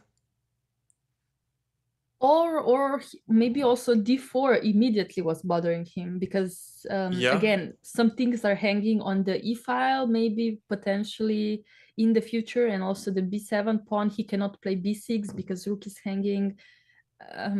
Yeah, that's also an explanation. Even But though yeah, also queen d2. here many pieces are exchanged, like, Yeah, and seems like the weakness on b6 doesn't matter that much. But yeah, I mean d4 is also to be considered. Yeah.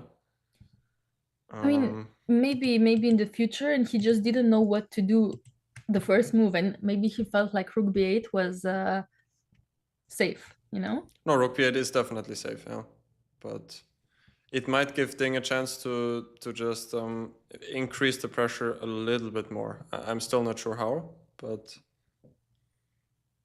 I just Yeah. have a hard time seeing how Gukesh actually wants to develop his pieces, like, because I agree. he doesn't want the rook to be on b8 for the rest of the game, right? I mean, That would be a bit ridiculous, except if he wants to go knight d4 himself. I don't think so. I think that's not what he wants, yeah? yeah, a knight d4 could be an idea after something like queen d2, yeah? Yeah, or queen c2. Let's say he's thinking Also that queen queen c2, c2 is, or queen e2 is the idea, and then he wants to go knight d4, maybe, potentially. Just, I don't, trying to understand this idea of him. But after bishop d4, e takes d4, knight b5 looks healthy, doesn't it? yeah. And now, I mean, yeah, now it's starting to look a bit sketchy for black. Bishop c5 probably again has to be played to protect d4, because c5 you don't really want to play, No, because now the knight no. on b5 will be there forever. Amazing knight. And we do have some moves on the board, I think. It's queen c2. Yeah, queen c2 was played. Yay! I guess something. No, queen c2. I was just making a move. I'm not sure that queen c2 is what I wanted to do immediately. I was thinking about knight b5 immediately, actually, because we were just trying to figure out why rook b8 is played. But I was thinking about something like knight b5 maybe first. I don't know. Yeah, to prepare d4, yeah. Yeah, and then I can move, I don't know, to c2, to e2 without any obligations. But okay, let's see, queen c2, Felix. What are we thinking? Yeah, so knight d4, I'm still not sure. It might work, but knight d4, bishop takes d4, e takes d4, knight b5, I guess, and now maybe bishop c5. Yeah, bishop c5. If you go for this, you go for bishop c5. Yeah. Because c6 is a threat. However, I want to play b4. Yeah, b4 is one idea, but after I take your rook on e1 is also hanging. So you cannot take on d4 right away. Yeah, oops. Oopsie. And your idea earlier was to go rook e5. Yeah. But it was. Here knight d7. I think it's everything's well protected. Wait. And after rook e2. Now again the pawn is hanging. Yeah. Okay. If I go. Now I want to b4. Yeah, now you want to play b4, yeah. Now I got you. Now you got me, yeah. Yeah. Okay. This looks potentially well.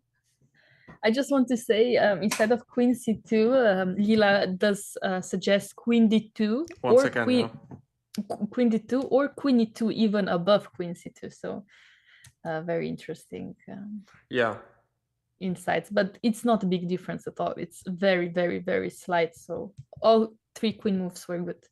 yeah, and out of all of these three, I think that queen c2 is the most human one. Yeah. Most likely. Yeah, maybe knight d4 can be considered, yeah. Like. But I don't believe it. No? Of course, there is also knight d2, which also seems pretty logical. Yeah.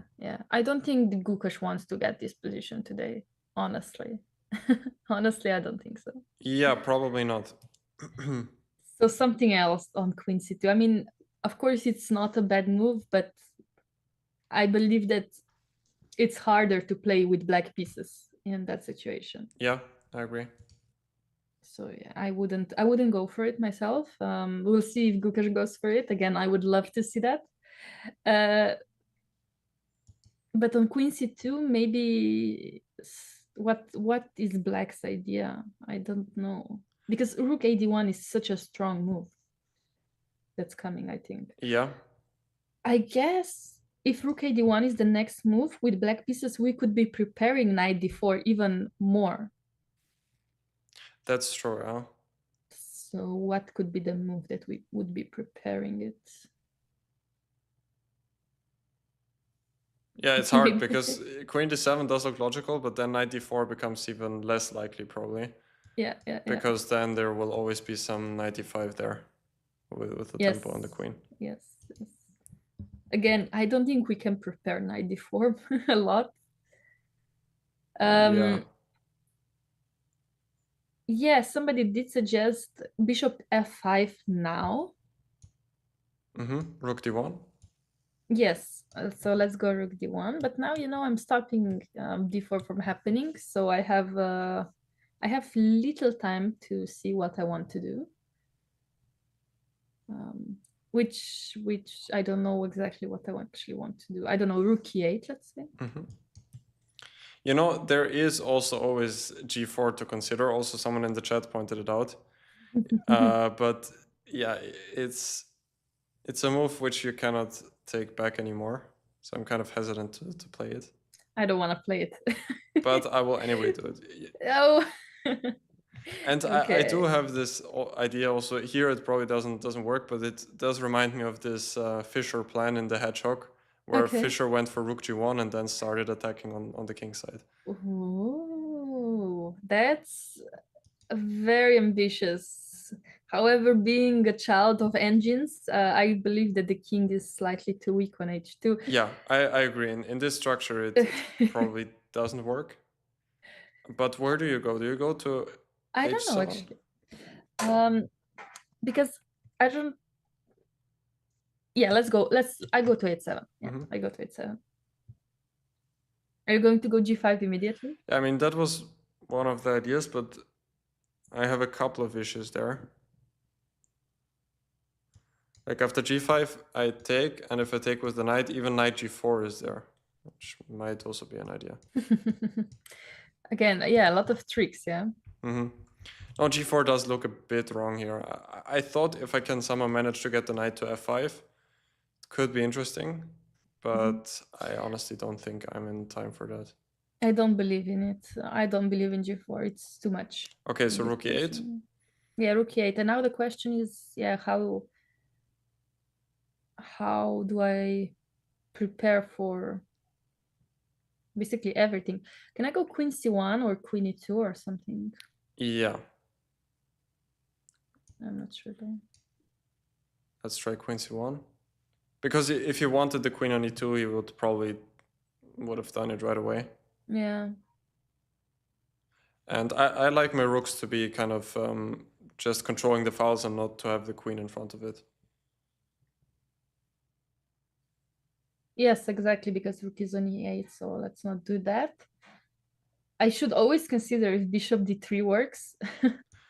But yeah. I would guess it doesn't. So yeah, probably here it might lose by knight D5. You still have E4 maybe. Yeah, that's what I was thinking. E4 could be very annoying, yeah. Somehow. Yeah, because yeah, E4. Okay, maybe after bishop takes D3, I can go bishop F1. Again, E4, yeah. Yeah, and now knight takes E4. Ah, no, going to take it. Yeah, I guess that's the best solution. And here I at least win the bishop here, probably even more material. Yeah. Yes. Okay. So bishop d3 doesn't work. That's something, of course, that we need to know. But also, our intuition would say it doesn't work. Yeah. Sometimes when you play queen c1, you don't even calculate bishop d3 because you're just like, obviously that doesn't work, and I don't even need to see the next move. Just intuition's wrong here. So instead of bishop, the bishop d3, what do we do? Do we go knight d4 now? No, that way doesn't work because knight d5, yeah. Yeah, 95 is there as well. I mean, yeah. Queen c8? Or what? What you gonna do? Yeah, I would still go for something like this, even though now the rook on b8 is just Wrong. it's wrong. just probably useless, yeah. So useless. And now with all of black's pieces somewhat backwards, now bishop h6 could actually be considered again. Because before, as we saw, the rook from b8 was at least on d8, I think, if I recall it correctly. Yeah, it was. And here, also, again, what exactly is black's plan here? I have no idea. I have no idea. I'm also not sure what white's plan is, to be fair. I mean, I'm preparing d4. But once you go queen c8, I might be able to go knight d5. Also, yeah, knight b5, knight d5. I have so many possibilities. I mean, if I can get knight d5, I think it could become pretty dangerous for black.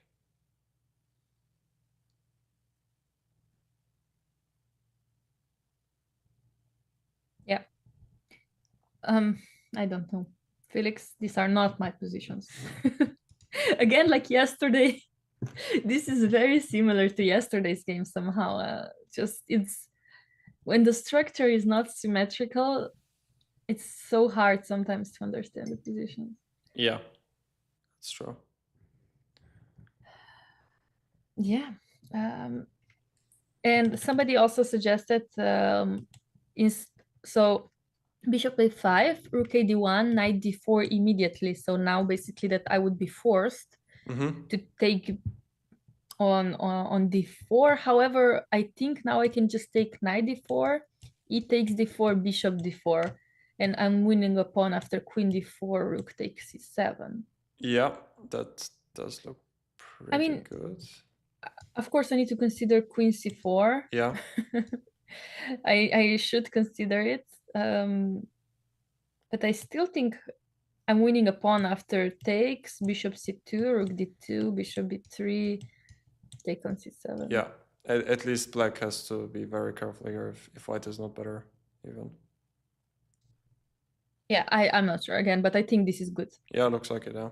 Yeah, knight d4 is not like, it's really typically not a problem, but of course I should keep it in mind. Absolutely.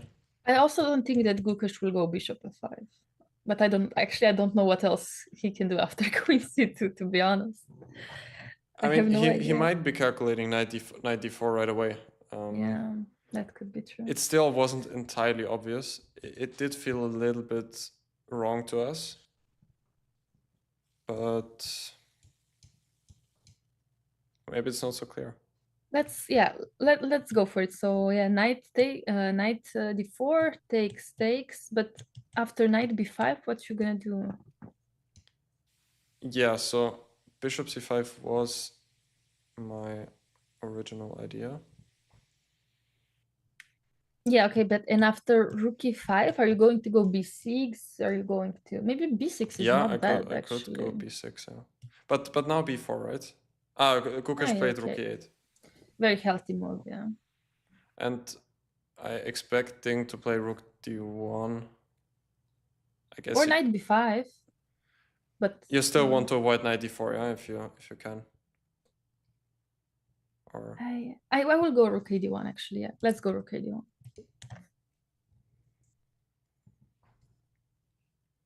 But now, if after knight d4, I think this is slightly better. This is better situation for black than one move before.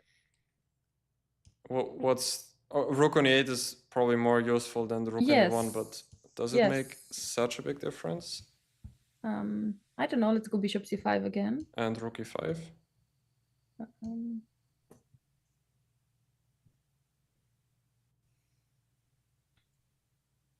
You know what I just noticed? Even before, after b6, does b4 work? I thought it does.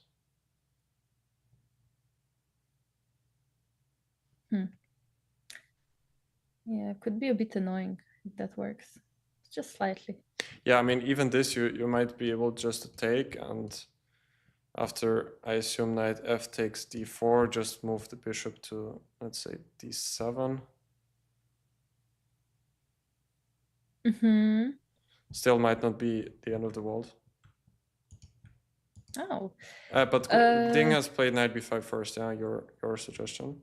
Yeah, I mean, both moves look healthy, but rook ad1 looks safe, but you need to consider, I like this for white, you know, I just like it, so I wouldn't mind playing rook ad1 actually. In fact, I think if I play this position, I will go rook ad1. Yeah, but also knight b5, I mean... No, very healthy again, like you're stopping all these ideas with knight d4. Next move, you're gonna go rook d1, your opponent cannot stop you at all. Yeah, and it's hard for black to find a plan actually here.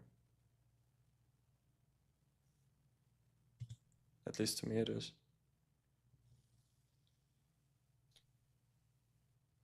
Yeah, I mean, also I think the engine did love. Wow, Lila. Okay, Lila loves knight d5, of course, but you will never guess what was her second suggestion instead of knight b5. It wasn't rook ad1? No. Okay, then I have no idea. Just make one guess. So instead of knight b5, there was... Yes. But knight b5 was the best, or... Yes, the best. The best, but I mean, the second one is not that far from being the best. I'm just so shocked. It's a shock. It's not g4. It's not g4, right? No, it's not g4. It's queen d2. Again? Yeah, so you went queen from d1 to c2 in the previous move, and the engine still wants to go queen d2 from here. Yeah, that's surprising. I'm still having a hard time to fully grasp the concept behind queen d2. I don't know, but Lila's ideas, for example, queen d2, bishop f8, rook ad1, knight d4, knight e5. So I guess she just wants to avoid knight d4 being attacked by attacking the queen on c2. Yeah, I guess. Yeah. The reason. And Ding does stop that idea with knight d4 by playing knight b5 instead. Yes, I like it. I like knight b5. And now, I'm just curious, if Ding would have started with rook ad1, does Lila show what is the best here? Yeah, it's actually knight d4. It is knight d4. Okay, that kind of answers our question. Yes, and she doesn't even take on d4. She just goes queen c1. Interesting, but oh my god, look at this line: rook ad1, knight d4, queen c1, bishop c5, queen d2. Yeah, that's insane. Yeah. Knight b3, queen c2, knight d4, bishop d4. I don't understand anything here. I don't. Lila, please join the stream sometimes. You know, I would love to hear your explanation. No, this is crazy. I don't get it either. But it's very nice to see these insights. Yeah. It's not human. It's not human for sure. You think we're gonna have some AI-driven commentators sometime? Like Lila commenting for the stream. It would be so interesting if they could manage to do that and try to also include, you know, the thought process behind it. I think it's only a matter of time, to be honest. But it is kind of a scary thought, at least to me. It is very scary. But imagine you and Lila commentating the World Championship, and you're just suggesting human moves, and Lila's like, that's trash. Yeah, it would be kind of like... How are you a grandmaster? Embarrassing, yeah. I would be. I would love to see that. Actually, I would love to watch that, but it is scary. It is scary. Especially with these new Tesla robots everywhere now. And it's, you know, I don't support, I mean, we watched too many movies about that, and it never ends well. Yeah, that's true. But yeah, I mean, obviously now chess is more of a computer game than romantic game, so it's only a matter of time. Yeah, it's kind of interesting that chess was kind of like the pioneer experiment, I would say, when it comes to AI, because I remember was it in the 90s, I think, when the first like real strong computers started to analyze chess. Yes, yes, And then the more groundbreaking thing was Lila Zero, yeah, that is kind of like the actually yeah, AI driven chess engine. yes, And as we saw, the developer of that program is now a Nobel Prize winner, yes. which was Crazy. cool to see, a chess player to win such a prestigious prize. Yes, it is. It's amazing. It's great for chess. It's great. It's great overall. I mean, I mean, just kudos to these smart people that can do these things. You Yeah. know, I'm not very talented in that department. I don't study it, but it's absolutely something that interests me. But of course, as chess players, Felix, we also don't have a lot of time to do anything else but chess very often. Yeah, that's often the case. Yeah, that's true. So after bishop f5 was played by Gukesh and rook ad1 immediately by Ding. Not surprising at all. I would mention the times. Maybe it's move 16, Ding with 53 minutes and Gukesh with 1 hour and 1 minute. So they're very close. Plus, they do have a lot of time for the rest of the game. Good time management today, I think, by both. Yeah, at least it's quite a bit better than yesterday. Yeah. That's for sure. So yeah, I'm not really worried about at least about Ding's time management in this position, because it seems like White's moves are fairly easy to make, and Black has to watch out for all these pawn breaks. I mean, especially d4. Yeah, especially for d4. And I'm just trying to look at the engine evaluations. Somehow I think that Black doesn't have a lot of good moves here. Yeah. Again, In fact, somehow only 2 moves maybe. I would love to see Queen d7, Rook b d8, and then Queen c8. I think, yeah. If I get this setup with Black, I would be fairly happy, but now it's maybe already a bit too late for that. Because what's your next move as White? Is it Queen c3 or? Wow, I didn't even consider Queen c3 because I was so focused on Queen c1 before. But Yeah, Queen c3 or Queen c1. I thought either of those two. Either are very good. I like them both. I like them both. But you were mentioning that Black only has two good moves here. I would think so. Also, I'm looking at CC, not only Lila, and I think they're both in kind of the agreement that there are two moves that don't give more than 40% chances of White winning. And Ding played knight d7. Is it one of them? No. All right. So Ding does have some chances here, if I understand absolutely. it. The 2 moves I think were bishop f8 and queen c8. Queen c8. Yeah. So bishop f8 does seem fairly logical, or queen c8. I mean, this is still not obviously like +1 situation, but whenever we get something more than +02, I think something's happening, yeah? Yeah. And Queen c8 already is not that obvious, I would say, because yeah, the rook on b8 is just silly. As I said before, Black would love to have this setup with, at least from my perspective, he would love to have Queen d7, Rook d8, and then only to have Queen c8. But here, I guess that Queen d7 is already a bit too slow, because something like Queen c3 or Queen c1 followed by d4 could be detrimental for Black. Yes, you're right. I mean, it just White's so fast now with this rook on d1. This is now my perfect position, Felix. Like I said before, I move the queen, put the rook on d1.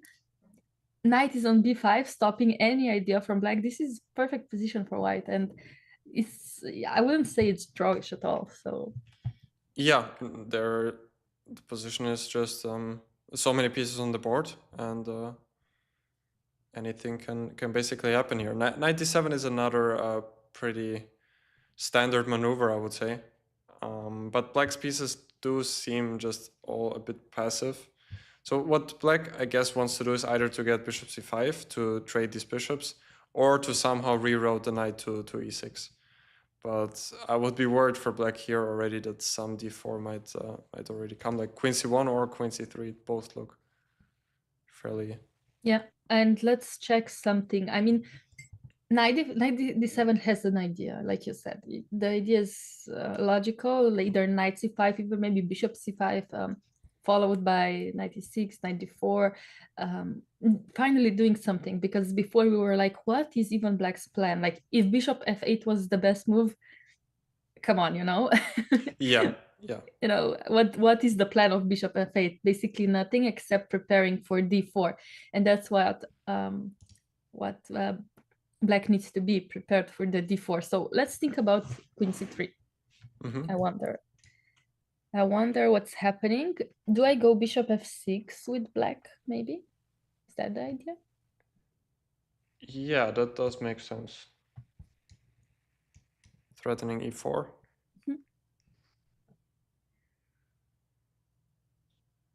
I mean, I guess I could argue to go queen c1 now, because maybe your bishop on f6 could in fact be a little misplaced. At least now you don't get a knight c5 or bishop c5. Yeah, I was considering that, but at the same time, if I go queen c1 immediately, is either knight c5 or bishop c5 a good move? Yeah, this is maybe what we need to consider first. That's a good point. Let's start with knight c5.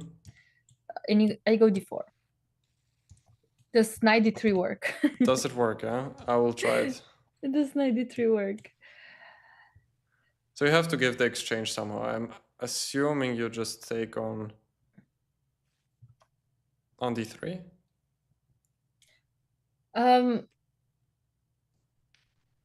Yeah, let's say I take rook d3, bishop d3, and now I take d takes c5, I guess.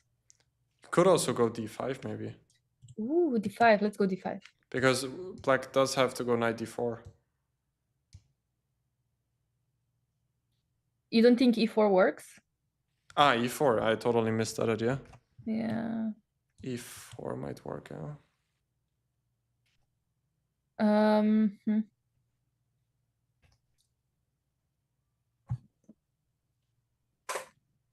Also not entirely obvious. Like, take on c6, take on f3, bc6, and now either knight d4 or knight a7 still. Or even bishop c6 right away.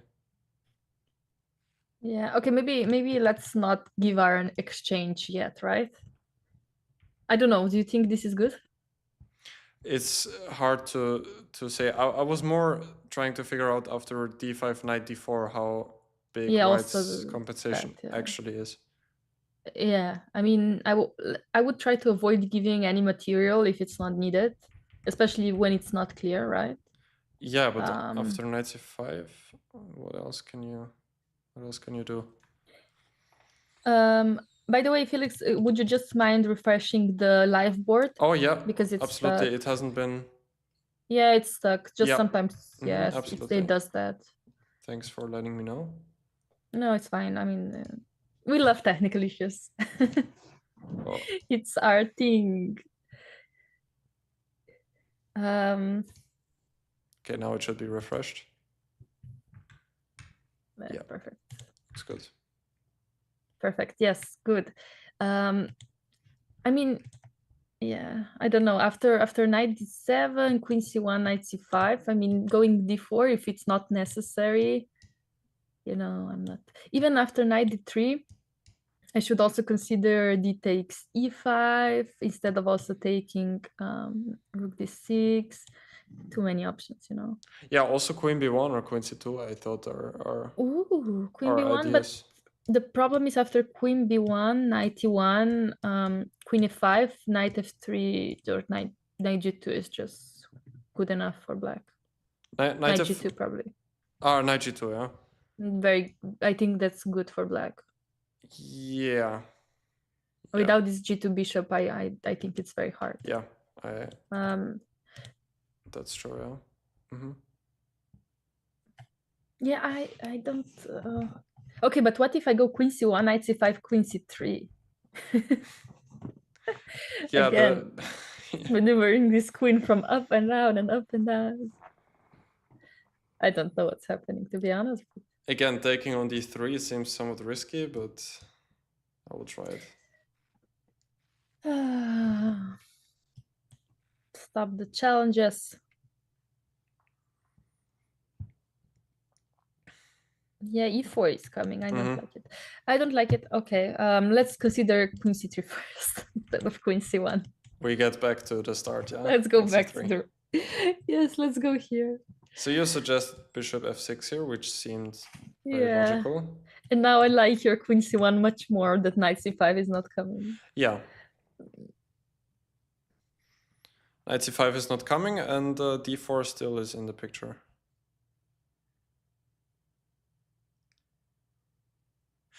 Also, now, yeah, I mean, g4 is still at least kind of in the picture. It will still probably not really work, but... Yeah, it's true. I don't know. I'm just like, given that knight d7 is not the best move, my fingers are just like, I want to check the computer's move, but it's I will not do it. This is engine free stream. At least a little bit less than before. So yeah, we can check it at some point. Maybe at some point, but maybe not yet. once Ding makes his move. Yeah, we will do that. Good point. Yeah, and after queen c1,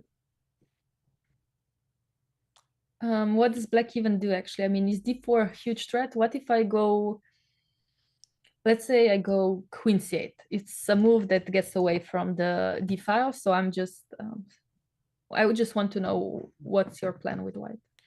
I mean, now, I mean, I would really start thinking about g4 because really, your queen is not really there anymore, and I might start throwing in some pieces. Okay, and after bishop h7, Bishop h7, yeah. Yeah. I mean, I could say bishop g6 as well. I don't think I mind anything from... Okay, let's say g5 takes, knight g5. And I go bishop f5.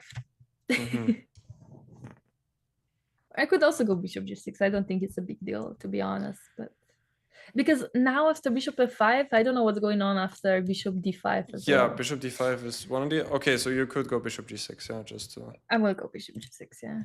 And I thought I might play slowly, like knight e4 and then rook g1, but you also have your own ideas, like knight e4, bishop e7, and all of a sudden f5 might come as well.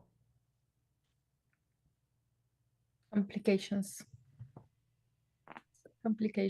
But yeah. I mean, I would still believe in white's position, even though things are opening up. I mean, I would still consider d4 to be a good move or something.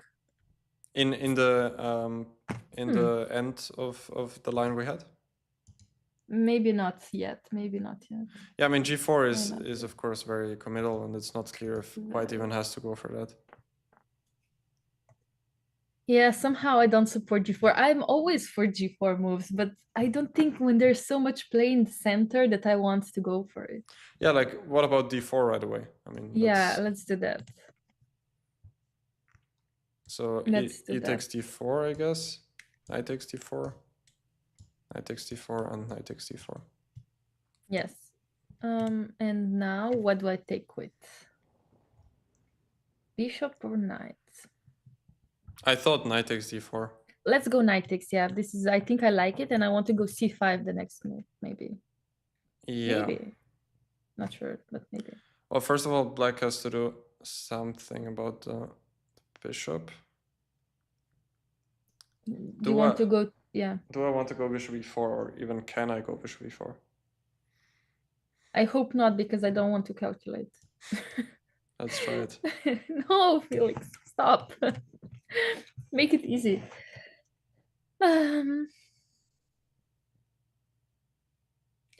So, what are we going to do now? Maybe you can go for that. I mean,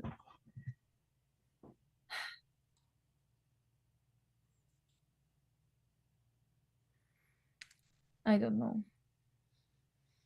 I don't know. I just don't know. Yeah, not so clear. Yeah. Still, you could go like c5 maybe here. Yeah, but bishop g2, king g2. And knight e5 or something. Knight e5. Yeah, I hate that knight e5 is a move. Despise it. Yeah, looks fine for black to me. Yeah. Okay. I guess we lost our advantage after d4. Yeah. Yeah, also not easy for white to actually keep something. And Ding is still thinking after 97. Yes, as he should, obviously. I mean, maybe queen c1 is, queen c3 is also not the best way to play. Can I do something else than queen c3 or queen c1? I mean, I could play queen d2 as Engine loves it so much, but it's not a human move, I guess. Yeah, queen d2 is hard to believe. I do agree. It's hard to believe. Yeah, I do agree with it. What else? What else?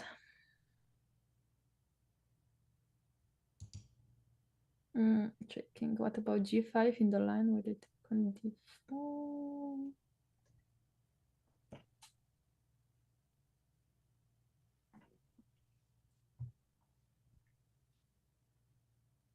I don't know. I mean, I just want to consider queen d2. I just want to think about it. Because if it makes my life easier with all these pins gone, I want to do it. So after knight c5, for example. Knight c5 or maybe also bishop c5. Also bishop c5, yeah, of course, also bishop c5. However, I was thinking after bishop c5, knight c5, that I will take something on e5. Oh no, I can't because Yeah, I can take on e5. Still protected. Yeah, I would have to go d4. And again, I don't think I have an advantage after that. Yeah, you're right. Yeah, So also maybe knight not. b3 is there, and many pieces would exchange. Yeah, I was hoping somehow if something moves to c5, I can still go knight e5 followed by d4, but I think that's way too complicated and it doesn't work because something on c4 will be hanging. So after bishop c5, that means that you're fine. Oh wow, this is 97 looks wrong, but somehow I just, it's so hard to find the right response. Yeah, I agree. Wow. But still, yeah, bishop c5, maybe d4. Now it's, Yeah, no, I mean, yeah, but you take? I'll take. Knight, yeah, takes. Knight takes. And now knight takes d4. You take with the knight, okay. And b4 is coming. Also a5 is hanging, yeah. Oh, okay. Okay, so d4 immediately is good, okay. Maybe that's also one idea of queen d2, sometimes to have either b4 and also to have a look on the, have an eye on the pawn on a5. Okay, but I want to check, okay, so if bishop c5, d4 is good, because you don't have any other options than to take on d4 anyway. What if I go knight c5 instead of bishop c5? That's a good point. Can I still go d4? Yeah, sorry, or you have any other suggestion? Yeah, probably I have to go d4 because d3 is also hanging, I guess. At this point, I'm not sure what everything's hanging, you know? Did Ding play queen d2? Yes! Yeah, that's actually like fascinating. Yeah, because he did play queen c2 like 3 moves ago. Yes! And he realizes that the position has changed now and that his queen would actually rather be on d2 most likely. And was queen d2 in fact the best move? I don't know. I actually, it was so tempting for me to check. Queen d2 was the best move. Yeah, so Ding is playing really well in this game, it seems. Wow. No, to find Queen d2, I mean, this is hard. Yeah. This is hard. This is tough. And again, I think only one move that is probably not lost. I'm just gonna open Stockfish now. Lost even.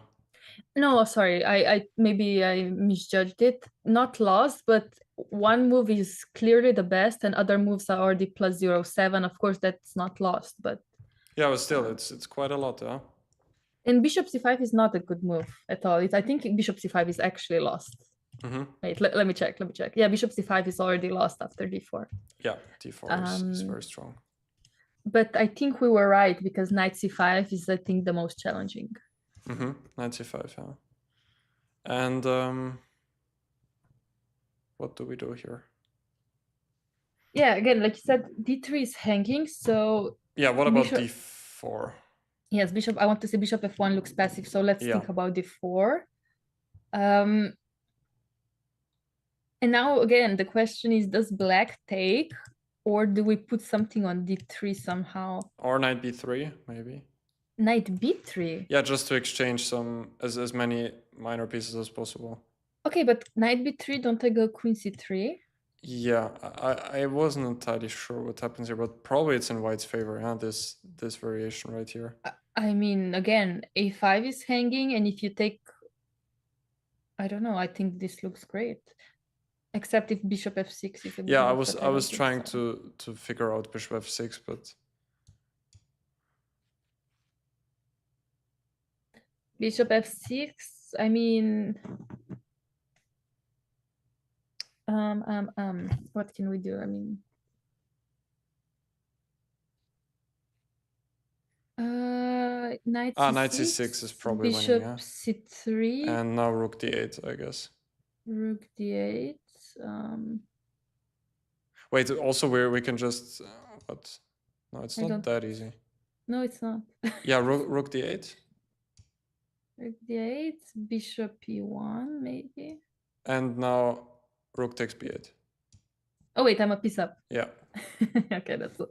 So I have to take rook d8 though. So instead of rook, bishop e1, rook b takes d8. Still, you're causing trouble for me. I am. Oh, okay, yeah, that's not clear. So bishop f6. I mean, I have to now take. You have to take something, yeah. Okay, this is confusing. This is confusing. It is. It is. No, maybe 96 is a bit too much. I was thinking even about bishop c6. And if bc? And if bc, queen a5. Like this, yeah.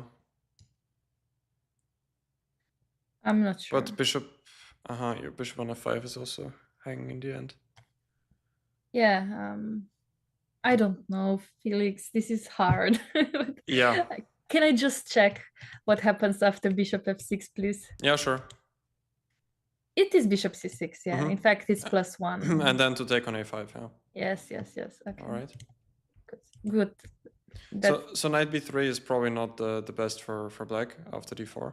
I don't think so, yeah. But it's, of course, like you said, this needs to be checked. If bishop f6 is so strong, of course, it's not easy. Yeah. So what were you also said that knight d3 might be something you would think about, yes. right? Let's think about knight d3. I mean, we are attacking e1, so it is important to be considered. So what can white do here? Can I just move it somewhere? No, that's too slow. That's too slow. Wait, that's too slow. Probably, because yeah. If I go, I don't know, let's say rook g1, like we wanted to go before with a g4, g5 plan. The question is, do you have e4? Or even taking on d4? I don't know. Yeah, e4 is somehow we never even mentioned e4 as a move. Yeah. Because in most cases, the pawn on e4 would have just become very weak, especially if knight d2 is in the mix. But here it might not be that easy. I agree. And in fact, I don't want to move my rook. I want to sacrifice it. So let's do that. Yeah. Let's do that instead. If it's possible. Again, d5 would be somewhat similar to something which we might have seen before. Okay, but let's check it. So d5, knight e1, queen e1, for example, right? Or what are you going to do? Not sure. But yeah, let's say queen e1, yeah?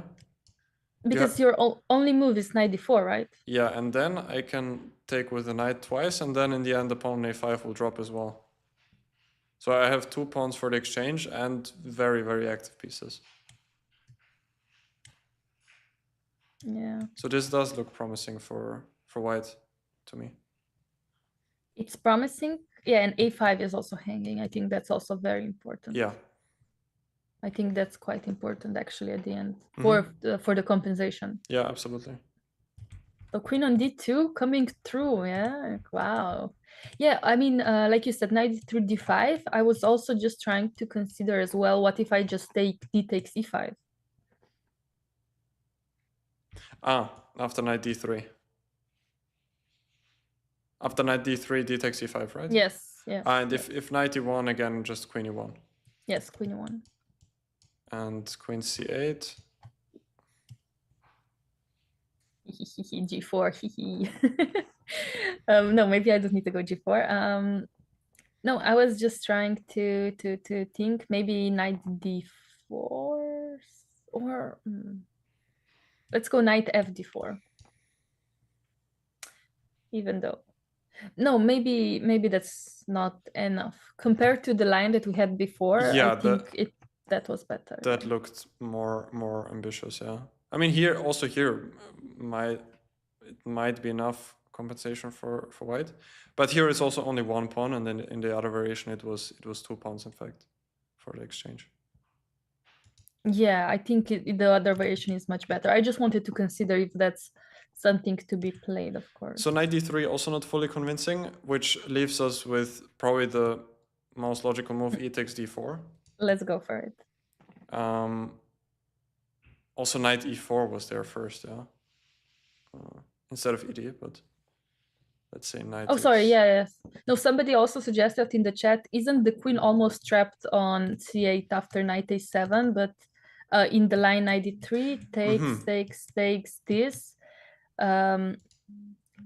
But somehow it always has some escape squares, I think. So but yeah, that's a nice trick to watch out for knight a7 when the queen could be in fact trapped. Yeah, like something like knight d4, knight e5, knight a7, but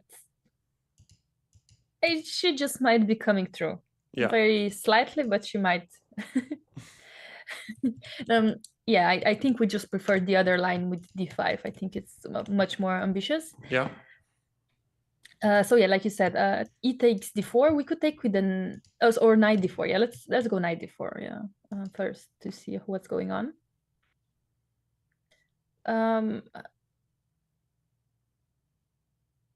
What is going on? Are you sure you want to take with the knight first? No, I just want to check what's going on. Because here I might have the extra option to actually take with the bishop. Oh. But yeah, I don't really want.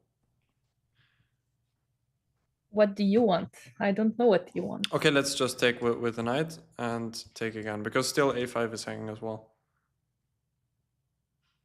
Yeah. Sorry, you take with the knight on d4. Sorry, you just convinced me with bishop d4 because I like rook e5. Yeah, that was also one idea.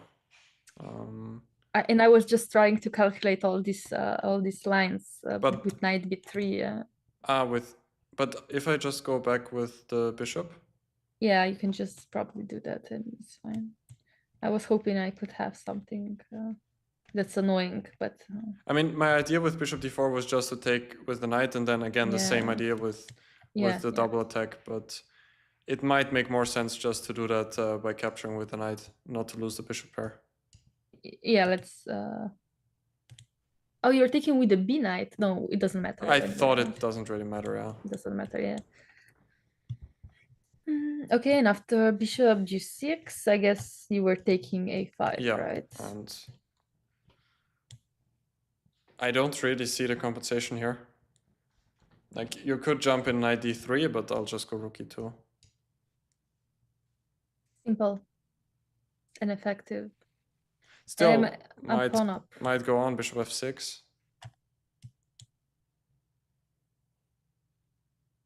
Okay. Okay. I was. Yeah. Can I go knight b5 anyway? Or queen c? No, queen c3 is not good. Queen c3, there might be c5. C5, yeah, c5. Yeah, so knight b5. Yeah. And can I go c6?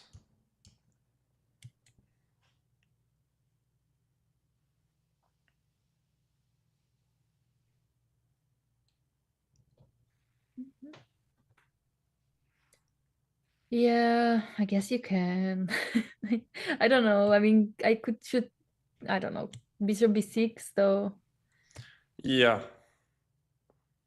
I don't know, queen d7 or queen c8.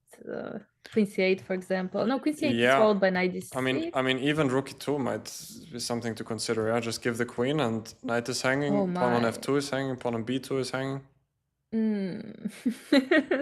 I have a headache from this position. Yeah, that might not be as simple as we thought. Okay. So let's stop complicating. So after d4, knight takes d4, knight takes d4, knight takes d4, knight takes d4, bishop g6. Yeah. What if I go queen c3, queen e2? Yeah, queen c3 still keeps an eye on the pawn on a5 and asks black the question, where does he actually put the queen? But I always am scared of bishop f6 though. I'm just scared of this move. Yeah, maybe still at bishop that f6 point. works, yeah. I'm afraid of it at this point, yeah. That's why I was thinking about queen e2, so I could also jump away somehow. But no, I don't know, Felix. This is so complicated. This is... Yeah, after without the engine, it's so hard. But after d4, I mean, this looks good. Honestly, let's be honest. This looks good. Yeah, I agree. But it's still complicated somehow.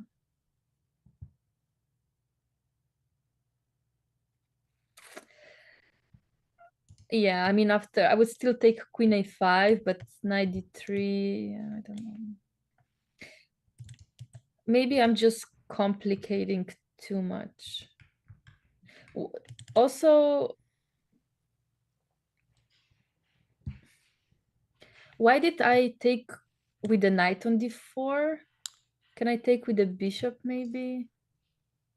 Yeah. Bishop d4. That's why I thought that e takes d4 might be the better move order for black after d4. Because now bishop takes d4 feels a bit wrong. No, but I will still play knight f takes d4, and what you're gonna do? Knight takes d4? And bishop d4. Ah, you want to capture like this. Okay. Yeah.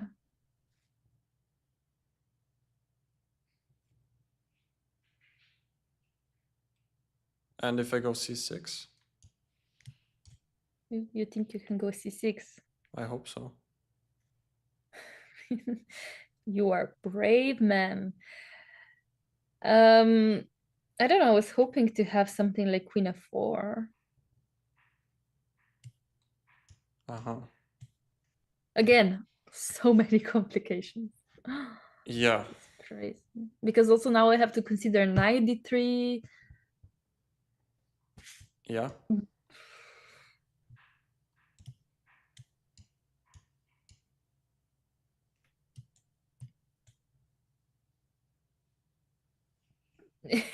Hard to say, yeah. This is so difficult. This is ridiculously difficult for me. I mean, now on knight f1, I can play queen g4 because then I can have everything protected somehow. I mean, maybe you have bishop f6 though. Yeah. You have bishop f6. I want this to stop, Felix. I have a headache. This is so hard. Yeah, the position looks so harmless, but whenever d4 comes, it becomes really complicated. And that's most likely what Gukash is currently trying to figure out. Wow, yeah, it is. I mean, this is extremely difficult. But he basically has to go for knight c5 by now, right? I mean, otherwise his whole concept is kind of failing, I guess. Or does he have any other ideas? Who? You mean Gukesh? Yeah, after queen d2. No, I think knight c5 is just clearly the best move. I think it's clearly the best move. Yeah. I mean, he could play a4, but I mean, what does a4 do? You know, nothing much because d4 is coming anyway. And knight c5, I think, is the most challenging. Yeah, but I also think Gukesh is suffering a lot right now. Yeah, it's a hard decision for him to make.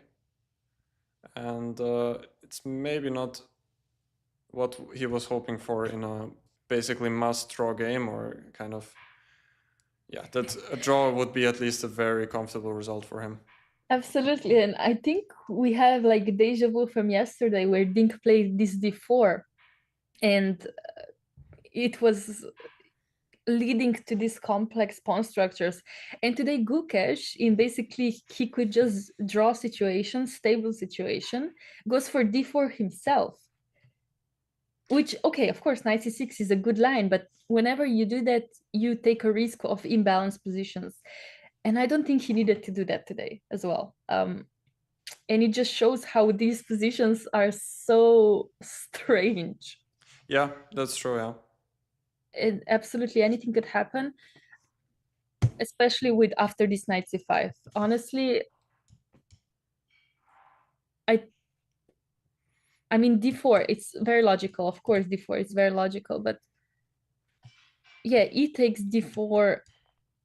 It just feels right for white, but it doesn't mean that it's clear.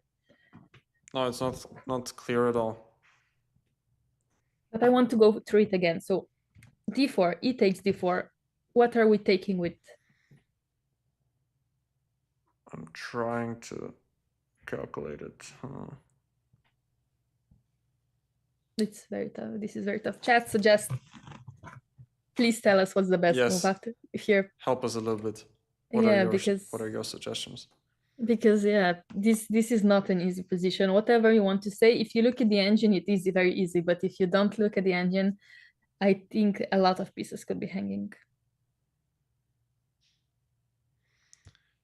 So still, this seems like the most, I don't know, most logical approach to me, to just take twice with the knight. And here we had bishop g6, yeah? Yeah, I would resign with both colors. I like that.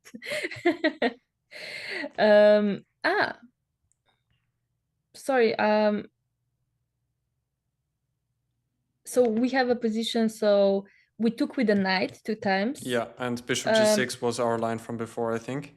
Yes, and people are suggesting bishop f4, but I somehow knight d3 is a big threat for black. Yeah, knight d3 seems unpleasant. So I accept if we're missing some tactics, this is something we don't want to do, yeah? Yeah, but I was just thinking about the line we had before again. After bishop g6, queen takes a5. Now we had knight d3. Yeah. And I only suggested rook e2 now, but I guess it could also be possible just to move white's knight and pin the queen and the knight on the d file.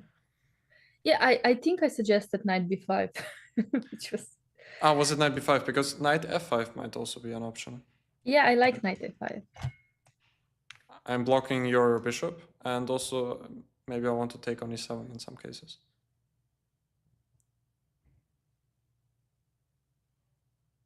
Knight f5, yeah, and again asking some tough questions to me. And if I go bishop f6, Thought I might win the knight with bishop f1, but I mean, you could, but then also you always need to be scared of b6, in my opinion. yeah, b6 is also in the picture. Yeah. Because f5 now, knight will be hanging at some point as well. I give up. Yeah, it's still very hard to. I offer draw. No, I'm kidding. Understand. I don't know. I don't know what I would do. This is stuff. I think, Felix, this is type of position where I would trust my intuition combined with some calculation. Of course, I would not play a move without calculation, but somehow this is where you need to turn on your intuition, in my opinion, as well. Yeah, absolutely. Yeah. But it's also not a type of position, as you said, where intuition alone will be enough.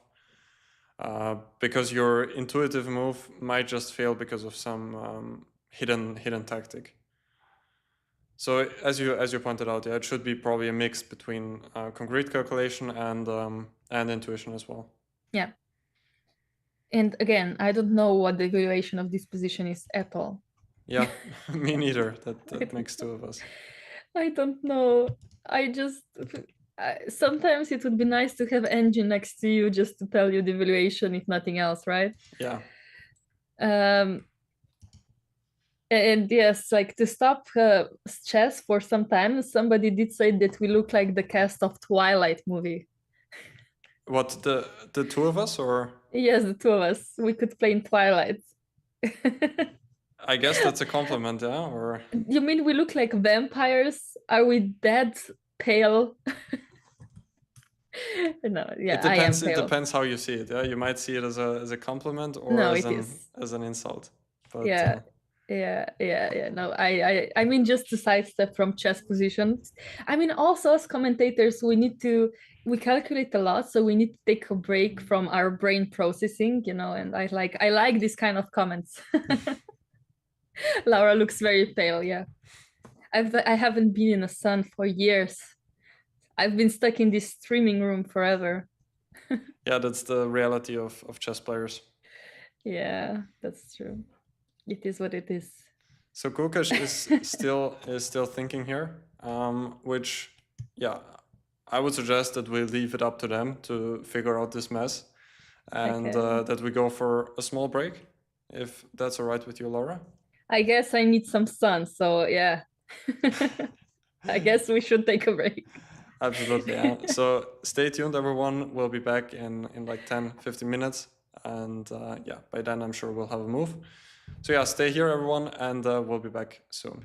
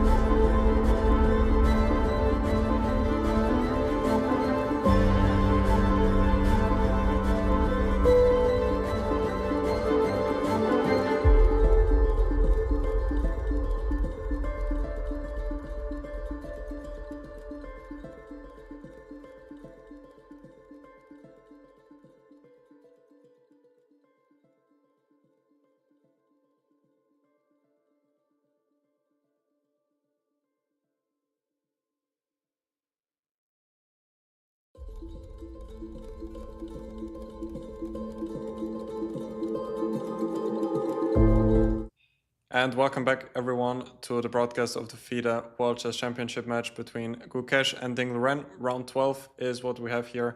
I'm joined by International Master Laura Unuk. Welcome back, Laura. And Hello. yeah, there have been quite some developments in the game. So let's jump right into the main analysis. We have picked up our analysis. I mean, we stopped our analysis for the break after the move knight d7 and queen d2. And here we were trying to figure out what happens after knight c5 and d4. Still, it seemed like white was on top here, but it was far from clear to us at least. But Gukesh went for the move bishop g6, which then was answered by d4, kind of the thematic push which white was playing for all the time. And Gukesh did not want to open up the files, but went e4. So I think he was kind of arguing that the bishop on g6 was better placed. And yeah, knight g1 happened, kind of the only square where white can go. And it might look a little bit passive to put the knight here on the first rank, but later on the knight come back to e2 and then to f4 possibly. And as we, I think, mentioned before, the pawn on e4 is a pretty big weakness, and white does have this nice central pawn mess now. Knight b6 happened, and queen c3 was currently played by Ding, and this is the position we have now. What do you think, Laura? Yeah, I honestly like bishop g6. I mean, it's very easy for us, or at least for me, because I did pick at the best moves for Gukesh. And it was clearly the most challenging was knight c5 because it asks quite a lot of questions. And this bishop g6 is just like slightly passive, but yes, he's saying basically I will play e4 and now your knight on g1. You will need to spend a lot of tempos to get it back into the game. And in the meantime, I will try my best not to lose. I think that's his thought process. Yeah. And if we do say yes, after d4, which was clearly the best, because we were discussing this d4, Felix, for basically whole game since the start of the game, that this was the best chance for Dings to somehow break the center and make this position interesting. And he played it in a perfect situation. We put all the pieces on the best square, king on h2 where it protects the h3 pawn, rook on e1, d1, queen is even on d2 now that it's making even more pressure on the black's position. And okay, yes, after e4, knight g1, knight d6, queen c3. Queen c3 for me is absolutely very logical. I mean, it protects knight c4, but I do have to admit I saw Lila's pick instead of queen c3, and it was bishop f4. Oh, wow.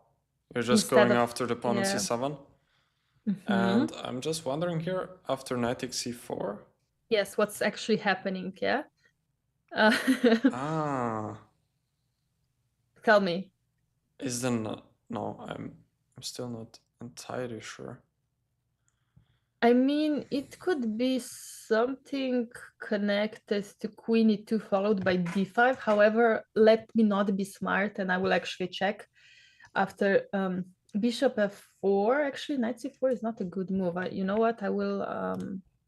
yes, actually queen e2, the only move, of course. And after knight d6? d5. d5, yes. I see. Yes, it's just very computer-like line and it's not really natural to play.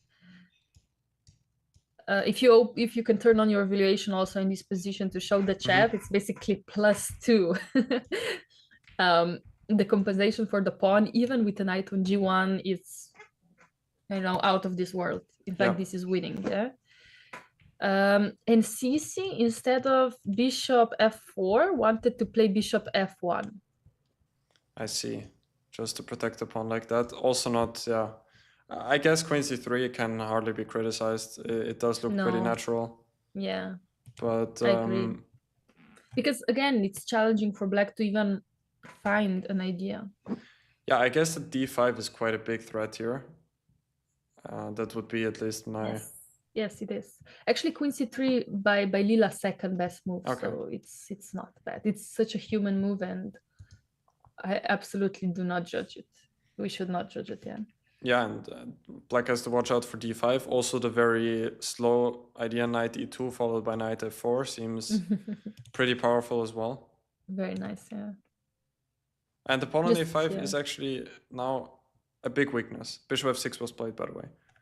I also think this is a very human move. Like, if you put a queen on c3, I'm gonna put my bishop on an active square and annoy the queen, so you cannot go d5. Yeah.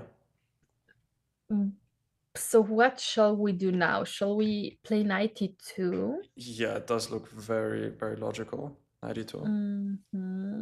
I'm just trying to see if we have any other tricks than that we could maybe play something still connected to some activity like bishop f4, but I think knight e2 is just very safe.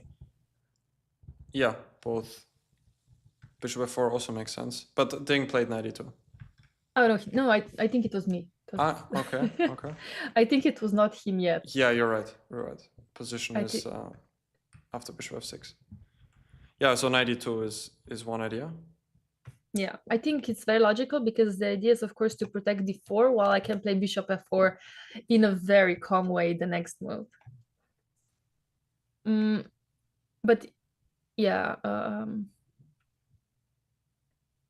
yeah, and actually this is where we can see the difference between queen c3 and bishop f1 because d5 is inevitable after bishop f1. However, I would not be so happy after knight e5 because then f3 square becomes extra weak with the bishop at f1. So. That's true, yeah.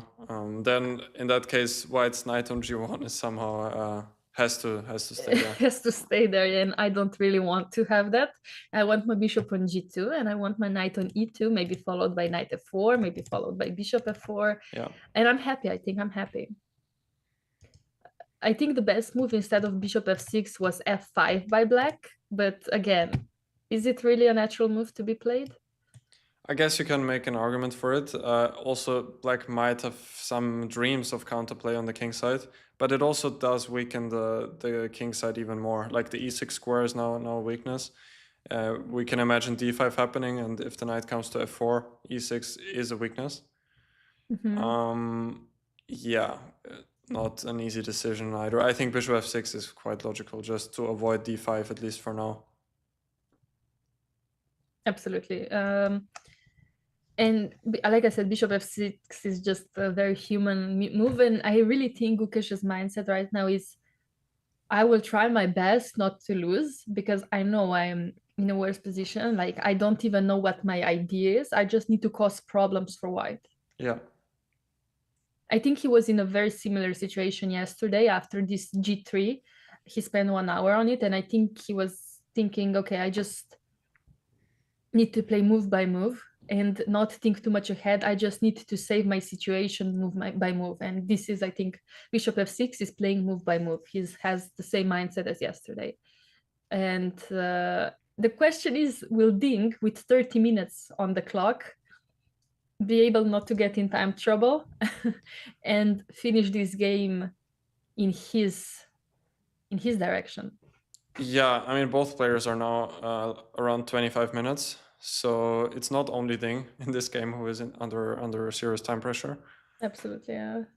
After only 20 moves, yeah, it's not as bad as yesterday. No. But still, it's quite concerning, both of their time on the clock.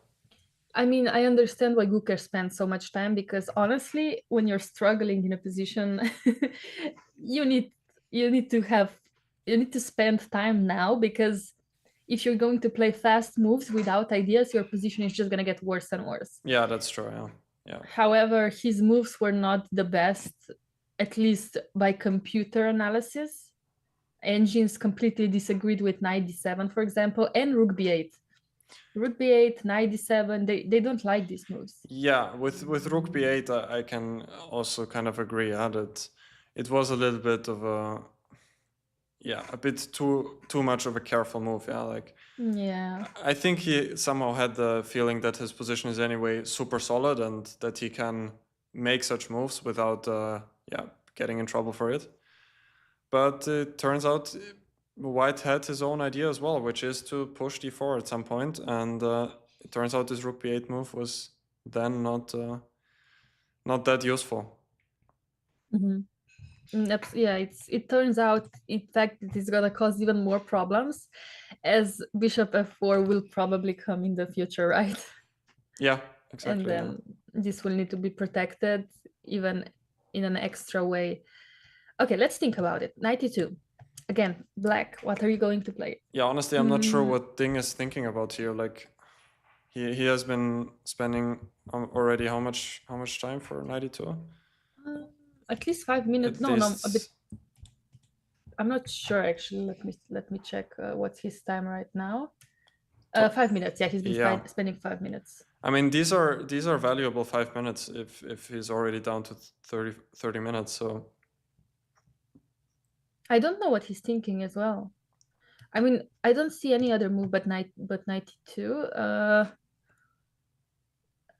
yeah, and I it's mean, just so natural. And let Gukesh think, yeah, like anyway, you cannot expect all of his replies. Maybe he's also calculating bishop f4 right away. That might be the case. oh, And queen c2. What? Huh? So he wants to get d5. Ah, okay, in a different way. Okay, but now a5 pawn will not be hanging in some situations, so okay. Okay. Sorry, I was a bit confused by this move. Also, you're putting yourself on this diagonal from g6 bishop, which it's not my favorite thing to do in the world. Yeah, for now it probably won't matter, but it is always something to watch out for. Yeah, no, it's absolutely okay. And I'm not sure if d5 is a threat. If it is a threat, yeah, because black will go knight e5 and then the knight will come to d3. Exactly. Okay, let's say black plays, I don't know, queen c8, d5, knight e5, yeah. I mean, okay, this, I could argue that d6 is strong enough. Or no, this time actually I could consider bishop b6 followed by knight d6 as well. Yeah. So maybe queen d8 was a bit but what do you do as well with black pieces? I'm not sure. Yeah, it's still, I assume also white is still objectively better here. That would be my assumption. Yeah, you know what I would do? I would move the b6 knight somewhere because it's really not doing anything, I think. Yeah, but do you go back to d7 or c8? Yeah, whatever. I literally don't care at this point. Just move it. Yeah. And Kukish played something, right? He played a4. Yeah. Ah, okay, that's logical. Again, creating some counterplay. Knight on a5, c4 will be hanging. Yeah. Yeah. It would be funny if Dink went queen c3. Stop this idea. But knight e2 now. Yeah, he played this move fast, which is at least good news. I'm just gonna check what was Lila's suggestion. In fact, knight e2 was the best move instead of queen c2. Yeah, it's not that surprising. Yeah, and okay, a4 was a good move by Gukesh. Also, the other move could be queen d7, but of course a4 very natural, and knight e2 the best move finally. Yeah, but now after knight a5, tell me what you're gonna do. Yeah, I mean, I guess I have to go c5, but I'm not sure. No, I want to go bishop f4. Again, you have to play this, huh? I'm not sure. No, I'm not looking at the engine. Okay. I don't know. I just don't want to go c5. No, me neither, but at least the pawn on a4 will drop. And also if I go, yeah, that's true. At least that, yeah. And after knight d5. Yeah, that was kind of what I was scared about, because even if I take the pawn, you will just go back knight c6, I guess. I would guess so myself. And now I played c5, and black has the nice control of the d5 square. And even though black is a pawn down here, at some point he will start doing something on the king side, like h5, h4. And at least practically speaking, it won't be easy at all for white anymore. I would assume. You would assume, yeah. I think you're correct, especially because, for example, after knight c6, let's say I go something like knight c3. I want you to take my knight, so I will take back with a pawn. I mean, completely consolidate my center, and then I'm happy. But I think you take knight e3, right? Except if I'm blundering something, right? Do I want to take here? Because now the pawn on d4 is guarded. I will have knight f4. Pawn on e4 will be weak. I know, but somehow I feel like now you have the chance to have some counterplay on the king side. Better chances, no? Yeah. I mean, h5. Let's say h5, right? But let's say knight f4. h4. Okay, I could take on g6 and then on e4, which actually looks pretty good. You could, but I will take on g2 Yeah, I'll first. just go king h1. Oh, no. Okay, so I take on g6. Yeah, knight e4. And your king is perfectly safe on h1. I would say so, yeah. Yeah, and I would, yeah, this is very good. This is very good. I mean, I thought after knight c3, black could go something. I don't know, knight e7. Maybe I can even take on e4. Yeah, then maybe knight a5, c5 is actually a candidate move. But also bishop f4, what you pointed out. Yeah, let's. I just want to check it. What's happening after bishop f4? If I go rook c8.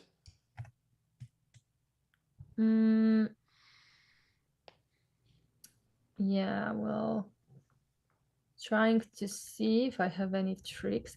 I also wanted to point out, Felix, that black could also play e3 in this type of situations. Yeah, even right away, e3. Even right away, and that's also why bishop f4 is maybe not the best, especially now the queen is on c2, and it's a bit annoying. So totally. In this case, I think c5, like you said, is necessary. So I think you were right. I think c5 is just clearly almost the only move, yeah? But c5, if I go knight to c4? Yeah, let's try that.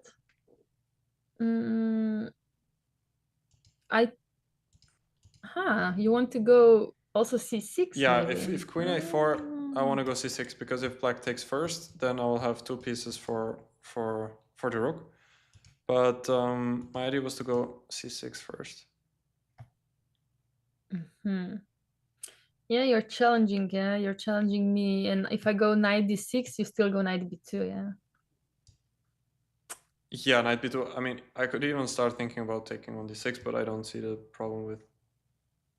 I mean, yeah, you could also do that. So maybe queen a4 is... Huh. This is tough, yeah? And now it's getting complicated.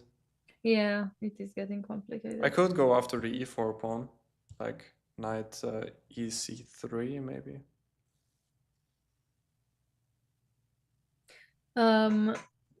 After c6, knight d6, or after knight c4, c5, knight bc4. Yeah, okay. Yeah, so... I could go knight ec3. I could also throw in knight f4, but we do have a move, I think. Bishop g5. Bishop g5. Wow. Okay, so I guess he didn't like knight a5, c5, knight c4. I think something must have bothered him. I'm not sure what, but I don't blame him, yeah? Yeah. And bishop g5 played instead. I'll just briefly check the analysis of which we had after knight e2. Let's just... Yeah, I'm curious as well. Knight a5, c5, knight bc4. What's the best move? It was the best try, but knight ec3 was one suggestion, which is also better for white. But knight f4 was pretty powerful, and there was one idea which we missed. Knight f4, bishop f5, and now bishop f1. Knight on c4 is actually trapped. So it needs to take on e3, yeah? Yeah, which he doesn't really want, yeah. F takes e3, and still the pawn on a4 is hanging. And white's king is actually fairly safe here. Also, the f-file opens up potentially for white's rooks. Yeah. Okay, good. Okay, that's nice. Knight f4. Yeah. Wow. So Ding played bishop g5, which... Gukesh, Gukesh played bishop g5.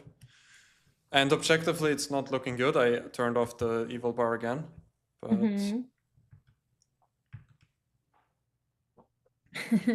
See, this is what happens when there are no pieces exchanged in first. 10 to 15 moves. We still have all the pieces on the board, and it's complete chaos. Yeah, yeah. And I'm impressed how Ding has handled this game. It again kind of proves our theory that Ding plays best when he's under a lot of pressure. And with a lot of pieces on the board as well. Yeah, yeah. However, Felix, we've seen this situation before, and Ding did mess up better positions like this. And I really hope this time he has enough mental power and chess power to make the match interesting again. Yeah, I hope so too. If Ding would level the score today, it would be Dramatic. it would be massive, and I think it's also what not many people have expected, I would say. No, not at all. But again, like I think he believes in his luck, because also game 12 in a previous match for him was a winning game, and I think he also believes that he can repeat these things in a lucky way. And I also think that mindset is crucial to have in this situation. Yeah. And after bishop g5, my question is, what are we doing with white? Do we still go knight f4 like before, or do we go d5 or Yeah, knight f4 is also what I'm trying to figure out. And what Ding might be calculating here is bishop takes f4. Because again, if you take with the bishop, e3 at least looks annoying. It is annoying. It's still not clear because also c7 is hanging. So white yeah, could go something like queen e2 here. Okay, and yeah, we take on f2. Yeah, and still the pawn on c7 is basically just hanging. And if it falls, black can basically resign. Okay, so let's say rook e1, queen e1, rook c8 or something. I would maybe take back with the rook. Okay, let's take. Yeah. After rook c8, just maybe d5. Ouch, yeah, everything hurts. Yeah, everything you play hurts. I could even think about taking on c6 and going knight a7. Oh. And you would, then just everything is falling apart. Yeah, knight e7 is coming. We're taking back the bishop if needed, and yeah, just having a very healthy endgame here. I mean, knight f4 is also not so easy because it's not clear what black is actually intending here. I don't think black wants to take on e3 at least. It would then be pretty pleasant for white once again because the f-file opens up. But maybe it does make black's life comparably easier. I agree, and I just want to check the time situation. Ding has been spending 4 minutes and 30 seconds on this move after bishop g5. That means he has 19 minutes. Yeah, he needs to move. I mean, Gukesh also has 18 minutes, yeah. so they're both in trouble. However, Gukesh will just play random moves to put pressure, which is not hard, and Ding will be the one that will need responding. So this is he needs more time for sure. So I don't know. He's also thinking about something else. The knight f4, maybe d5. What happens after d5 in the original position? Yeah, d5. I guess knight e5 or knight a5. That's the question. Let's say I go to e5. And I was hoping I could have something like d6. Oh, maybe not. Maybe not. Or even c5 if possible. But Ding played knight f4. Yay. Yeah, that's great news. Yeah, is that the best move? I think that should be the best move. Oh yeah, Lila stopped working, but I think knight f4 should be the best move. Yeah. Oh wow, that's tough. This is tough situation for Gukesh. Yeah, knight f4 is, I think, a very nice decision by Ding. Because it makes black's life even harder. Like, if black manages to exchange a couple of pieces, he might be somewhat okay. But yeah, Ding is not giving up his bishop yet, and I like it. He's keeping the pressure on.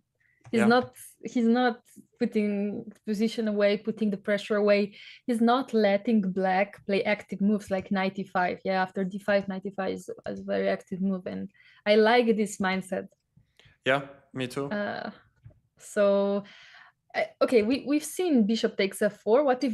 What if though bishop from g6 just moves, let's say, to h7 though? What are we going to do then? Yeah, I thought I could even go h4 here just to force matters. You want to force? I was thinking about knight d5 though, as well, but h4. Okay, h4. Wow. Knight d5 is also possible. Yeah. No, I like h4. Yeah, because if you take, it's gonna be more or less the same.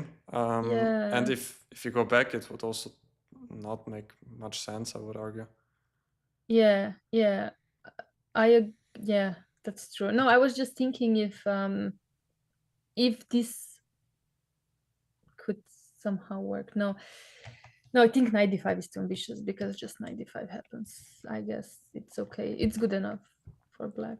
Yeah, but Maybe also it's here, complicated. if you take back, what does black even do? I was also not sure. I don't know. I think this is very complicated. Because if queen d5, there's knight c7. Yeah, that was. And I mean, maybe knight e7 you can play. Yeah, that's what worries me. I think because then rook c8 is coming. And black will regain the pawn on d5. Yeah. So h4 seems like a good way there. Yeah, h4 looks good. I think I could also, if I really want to, I can just move the queen from c2. So when black takes on f4, e3 is not an idea. Yeah, that's of course possible as well. But I think Ding already kind of figured out that black cannot in fact really take on f4 because then the pawn on c7 will just be super weak. Yay, okay, so we have a game. This is amazing. Again, Felix, they're both so low on time. It's move 23. They both have 18 minutes and they need to make 17 more moves to reach the time control. I feel like this is a very similar situation to yesterday as well. Yeah, absolutely. But in this game, yeah, it's the difference is that it's going well for Ding and not for Gukesh, at least in the time trouble phase. And Ding has been playing this game very impressively, I would say. Yes, I am very happy with his play. Honestly, I like that he didn't go d4 immediately to make position easier. I like that he went queen c2, rook d1, and then queen d2, knight b5. Like he really, I think, played this position almost perfectly, if not perfectly. Yeah, absolutely. And you know, I was kind of worried that Ding will kind of stay true to his strategy before, which was just push d4 as soon as you can and just simplify. But yeah, something just changed. Maybe it's the pressure that he needs to win a game, and yeah, therefore we have in front of us what Ding is showing us, yeah, which is just fantastic chess. Yes, and actually Gukesh did decide to take bishop f4, and Ding immediately replied by bishop takes f4. And now the question is, Felix, what are we going to see? E3, rook c8, maybe first. Maybe Gukesh doesn't want to go e3. Yeah, e3 also does open up the diagonal for the bishop on g2. However, if black goes rook c8, we could also consider bishop takes e4, maybe. Ourselves. Yeah, if rook c8, bishop e4. Rook takes e4, rook takes e4. Rook c8 is on the board, by the way. Yeah.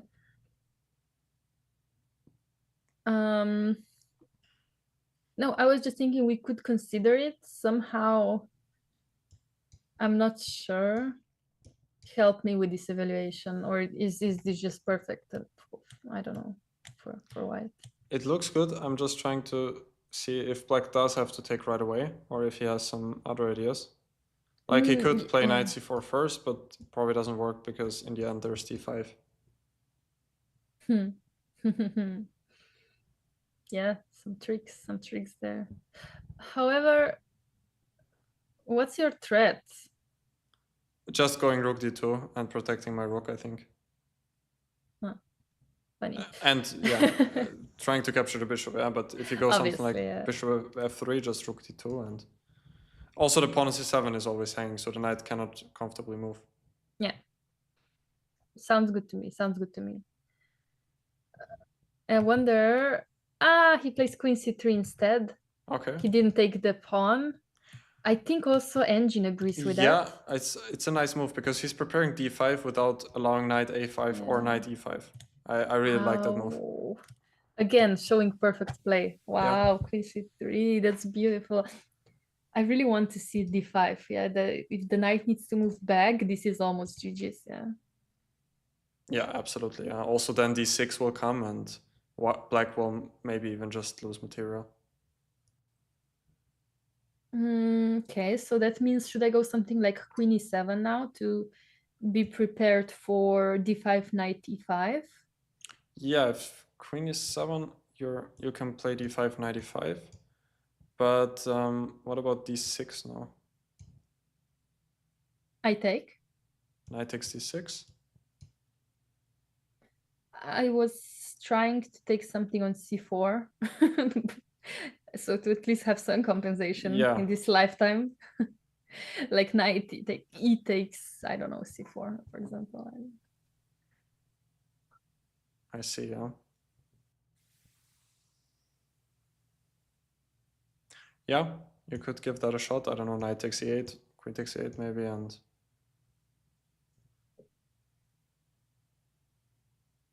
It should be winning, yeah. Yeah, should. Also the pawn on e4 might drop, yeah. I can maybe do something like queen d4. Queen e4, yeah, queen d4, yeah. I was thinking the same. Yes, so sacrificing nothing helps, yeah. And actually CC is evaluating this position as plus 3.46. After queen c3 already, yeah? Yeah, which is crazy. Yeah. It's just total domination. Total domination, and I love it. Wow, queen c3, and I think Lukasz is in trouble. Now this is the time to look at the cameras. I wonder if his mentality is breaking. I think he's suffering. I think he's been suffering for last 5 to 10 moves. Lukasz, of course, because this position was actually very hard. Yeah, absolutely. And he is down to 10 minutes. Yeah. 10 minutes, yeah. So Ding has 17, Lukasz has 10. And he needs to find some resistance, but I don't think there's any resistance, right? Yeah, it's hard. I mean, the game is still not over. The material is totally balanced. That's kind of the funny thing. Yeah, material is totally balanced, but white is completely winning. But there's still room for tricks, so Ding has to watch out. But yeah, it's definitely quite likely that Ding will be able to convert this. And I saw one interesting comment by the chat is it refers to what Levon said, that when you have two bishops, you also want to have an extra knight for them to be powerful, and that's very true when it comes to this position. Yeah. Oh my, yes, actually this is Levon teaching us life lessons. Look at two bishops and the knight on b5, and it's +3. Yeah. So we could say that's true. This is the proof. The proof of Levon's life rule. Wow, yeah. And below 10 minutes for Lukasz. Have you maybe found any tricks for black? Yeah, I don't see any right now, so I think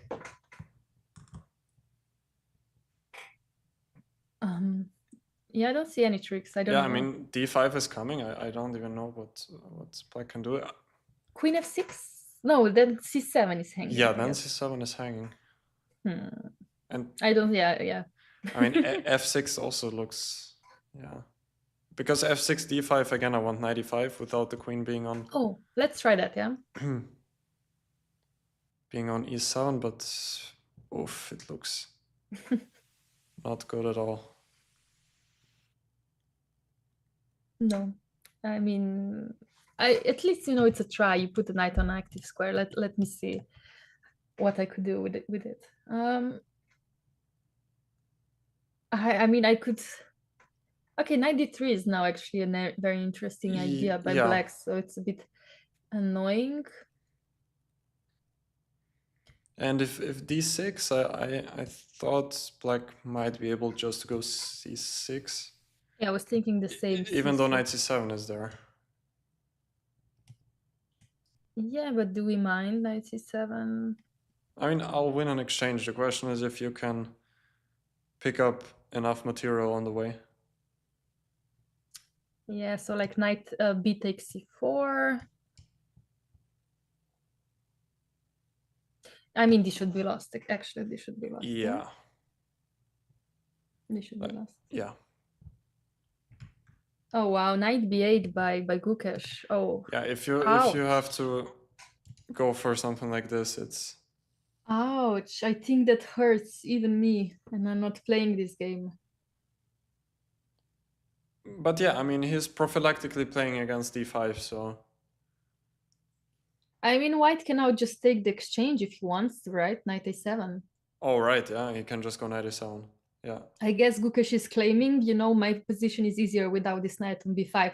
Again, like Levon's think, two bishops are stronger with the knight, so he wants to get rid of this knight. Yeah.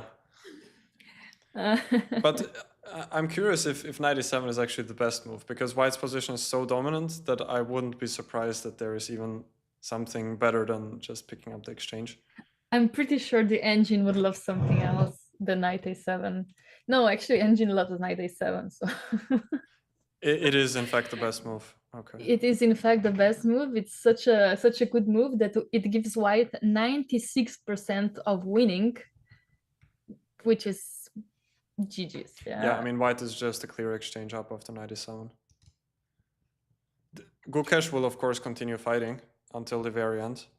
Especially till time trouble is over. He might resign after 40 moves, but as long as Ding has chance to lose on time, I don't think Gukesh will resign. Yeah. Yeah.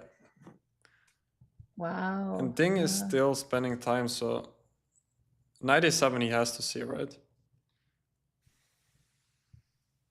Sorry, what did you say? He has to spot knight a7, right? Like no. There's he can play f3. It's still winning. b4 is also winning.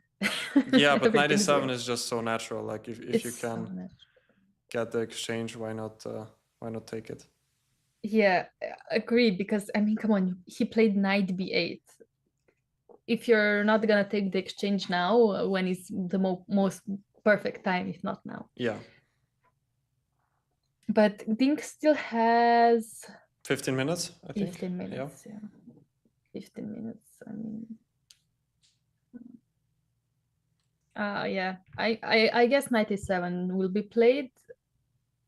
I don't think Dink will allow himself to play something else. Maybe d5. But I don't know why would he do that, you know, because why complicate things when you can just win an exchange, yeah? Yeah, absolutely, yeah. With me, it's the opposite. Why win an exchange when I can complicate things, you know? So that's my mindset during a chess game. I wonder what is Gukesh's mindset. Sorry, Gukesh's Dings. Yeah, Ding is white playing for a win here, of course. I mean, the engine, yeah? I guess he's trying to look for something even more powerful than knight a7, but the question is if it's that wise to do so, because time is a factor. Exactly. And we do have moves. He played d5. What?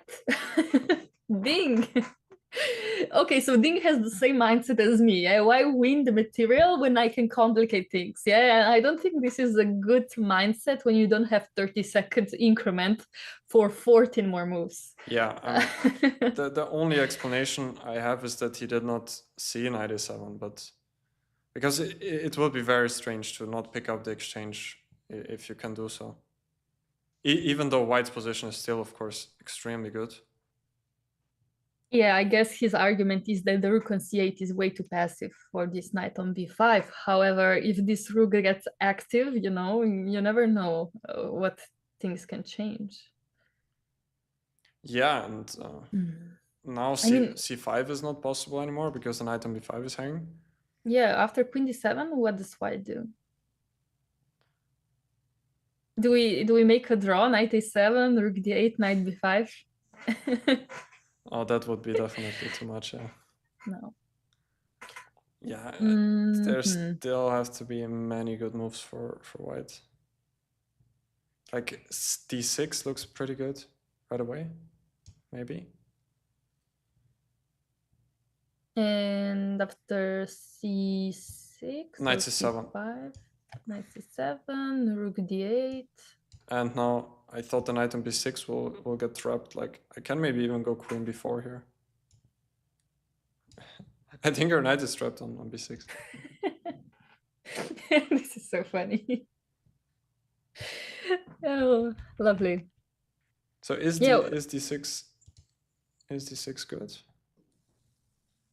D6 seems very natural. However, Ding hasn't played it yet, and that bothers me. Yeah. That is bothering to me.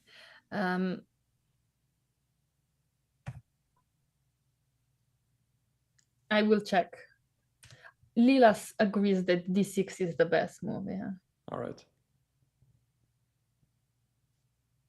I think it's played, yeah? Yeah, d6 and c5 is on the board. Yeah, I prefer c5. Like you said before, let's not trap our knight. So c5 is way more active. Yeah. And also, we will be able to bring our knight back to c6 and potentially to d4. Yeah, Ding has to be accurate here. Yeah, I don't like when we need to be accurate. How do we do that? I'm scared for Ding's advantage now, actually. Yeah, me too. He played knight c7. Good, okay, rook f8.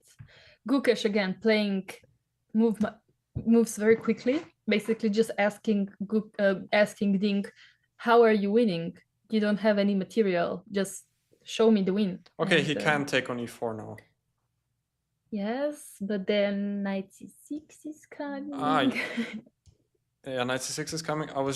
I thought I blundered something with rook takes c7, but after takes, white can take on b8 and wins the game. Yes, there's no check. He is safely on h2. But you were saying take and knight c6, huh? Yes, I'm gonna go knight c6. And then I'm going to threat, some rook c7 is c7. Threat, yeah. Yeah. I mean, do I have some ideas like bishop h6 here? Now you want to play bishop h6, huh? Yeah. Now, and don't move like f5. f5 rook e7 maybe. Wow, that's cool. Yeah. That's cool. Yeah, I love that. And after knight d7, oops, checkmate on g7. Exactly. Cutesy, very cutesy. Yeah, now bishop h6 does work. Yeah, bishop h6. I guess you can go f6. But yeah, I have to go f6. I don't think I really have anything. But even rook g4 works, right? Yeah, rook g4, rook f7, but it's hard to believe. But maybe even bishop g7 right away. Some things to be calculated, but bishop g7 looks very nice. Yeah. Because after king e7, yeah. There has to be mate somewhere, like rook g4. I mean, worst case scenario, even knight e6 could be coming. Yeah, I can at least take the exchange, but I thought that rook g4 should be even more powerful. Maybe. Imagine you sacrificed your bishop like that and you don't win the game because it's not winning in your own time.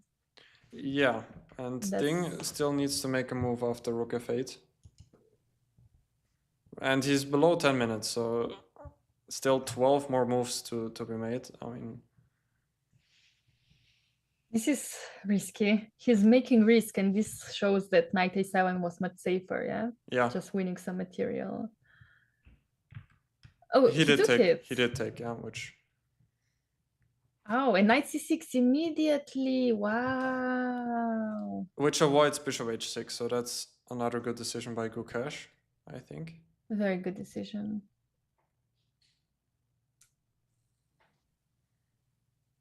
Oh, okay, so knight c6, what do we do now? I would even think about taking on c6, even though I hate giving up my bishop. Same. But I would also not like the knight to enter d4. I agree. I think knight on d4 is very annoying. So let's take bishop c6 because, okay, b takes c6 is not good. I believe rook e7 is coming. But he played bishop g2. Okay. Oh, okay. Also understandable because knight d4 will anyway, I guess Ding will just take on b7. Yeah, take on b7, play rook e7, sometimes play rook d4. Yeah, also rook e7 is there, yeah. Absolutely. I mean, yeah, it of course depends what he wants. I feel like there's so many options for white, yeah. Yeah, and black doesn't really have a move actually. Like he cannot occupy the e-file because of the knight on c7. Cute. And knight on c7 is adorable. yeah. Kind of reminds me of the first game. Again, another knight outpost there. That time was b2, now it's c7. He plays rook d8. Fair. Can I just go after the pawn on c5 somehow? Like, can I go bishop e3?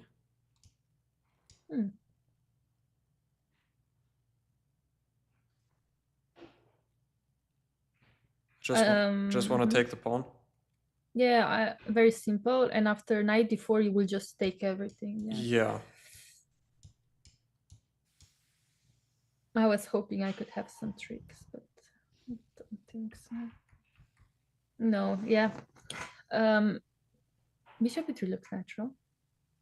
Maybe you can hang on with queen f5, but I don't believe I'm hanging on to anything. Yeah, it's like white has many good moves here. Including c5. I think c5 is deadly, but also bishop b7 is deadly. I think, right? At which point? After queen f5? Sorry, I thought, no, I thought after knight d4, yeah, queen e5 immediately. But Ding did go for something. He played knight d5. What? Knight takes d5, c takes d5. Which does also win the pawn on c5. I think everything's winning. Yeah. As long as he doesn't blunder, of course. But now he has two bishops, but no knight. Yeah, he gave up the knight. I mean, that was a nice knight though, but okay.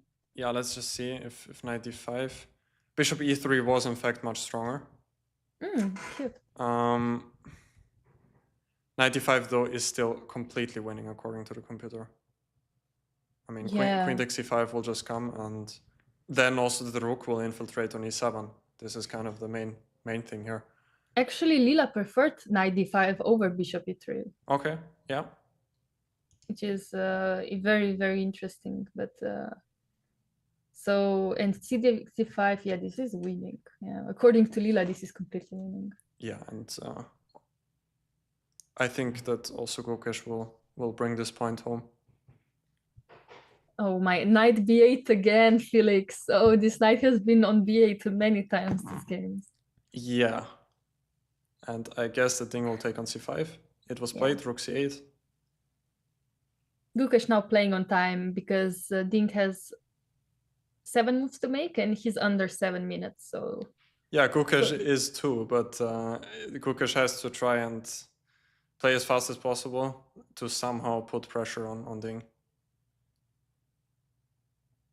But I think it's kind of quite simple for white now, I would guess. Okay, I guess we are thinking about moving the queen. Yeah, queen d4 looks queen d4. Natural. And queen d4 was played. Yeah, it was, and I don't know, rook c2 maybe the best activity try. I don't know. We'll see what Gukesh will play actually. Yeah, rook c2 is on the board. Have the cameras. Or it's not. No, rook. I think it's me, but not yet. Yeah. Yeah, rook. Not yet. Gukesh rook c2, rook e7, queen b5.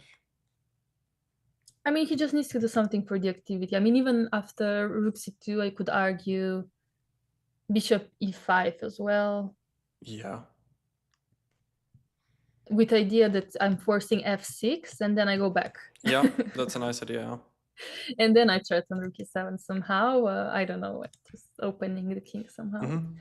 I don't know. Again, I think so many moves here are winning. Yeah, Gukesh went knight a6, rook e7 is on the board, and queen b5. This is the current live position. Oh, okay. 5 moves to play. I think, yeah, Ding has more than 5 minutes, while Gukesh is exactly on 5 minutes right now. Yeah. How do we finish the game after Queen b5? I feel like we're very close. Yeah, it already looks like there's a forcing win. Ding, did he go d7? Oh yeah, he did. And rook c4. I mean, playing d7 is, you have to be sure that the pawn will not fall. Exactly, and I would not be sure, but after rook c4, I think I am gonna queen somehow right now. I'm gonna do it.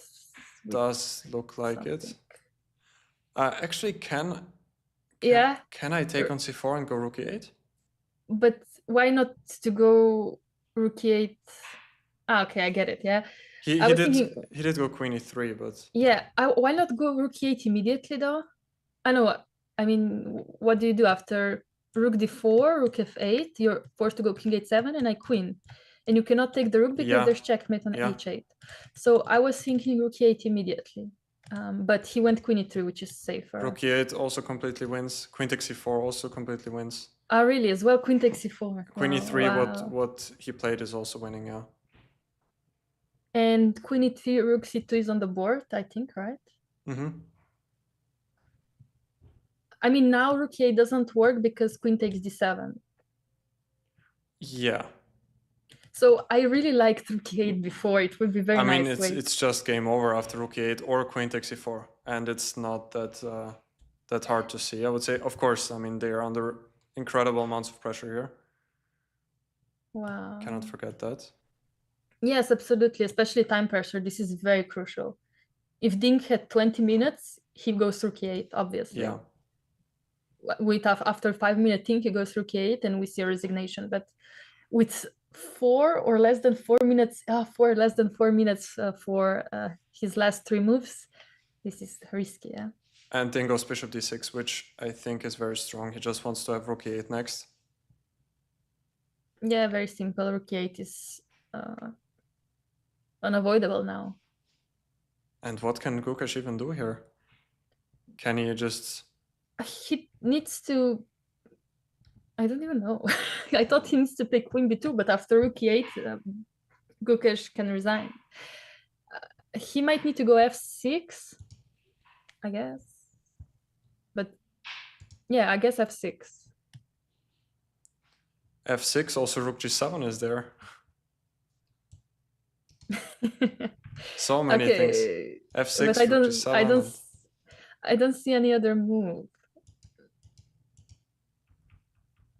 Yeah, that's cute. That's very cute. Yeah, I mean, rook e8 is coming, and seems like there's nothing Gukesh can do about it. Yeah, somebody suggested king h7 instead of f6. I think this could be maybe the best. But still rook e8. Rook e8, yeah. And you cannot, you're losing somehow in every way possible. Yeah. I mean, okay, queen takes d7 and bishop f8 and just a full rook up, yeah.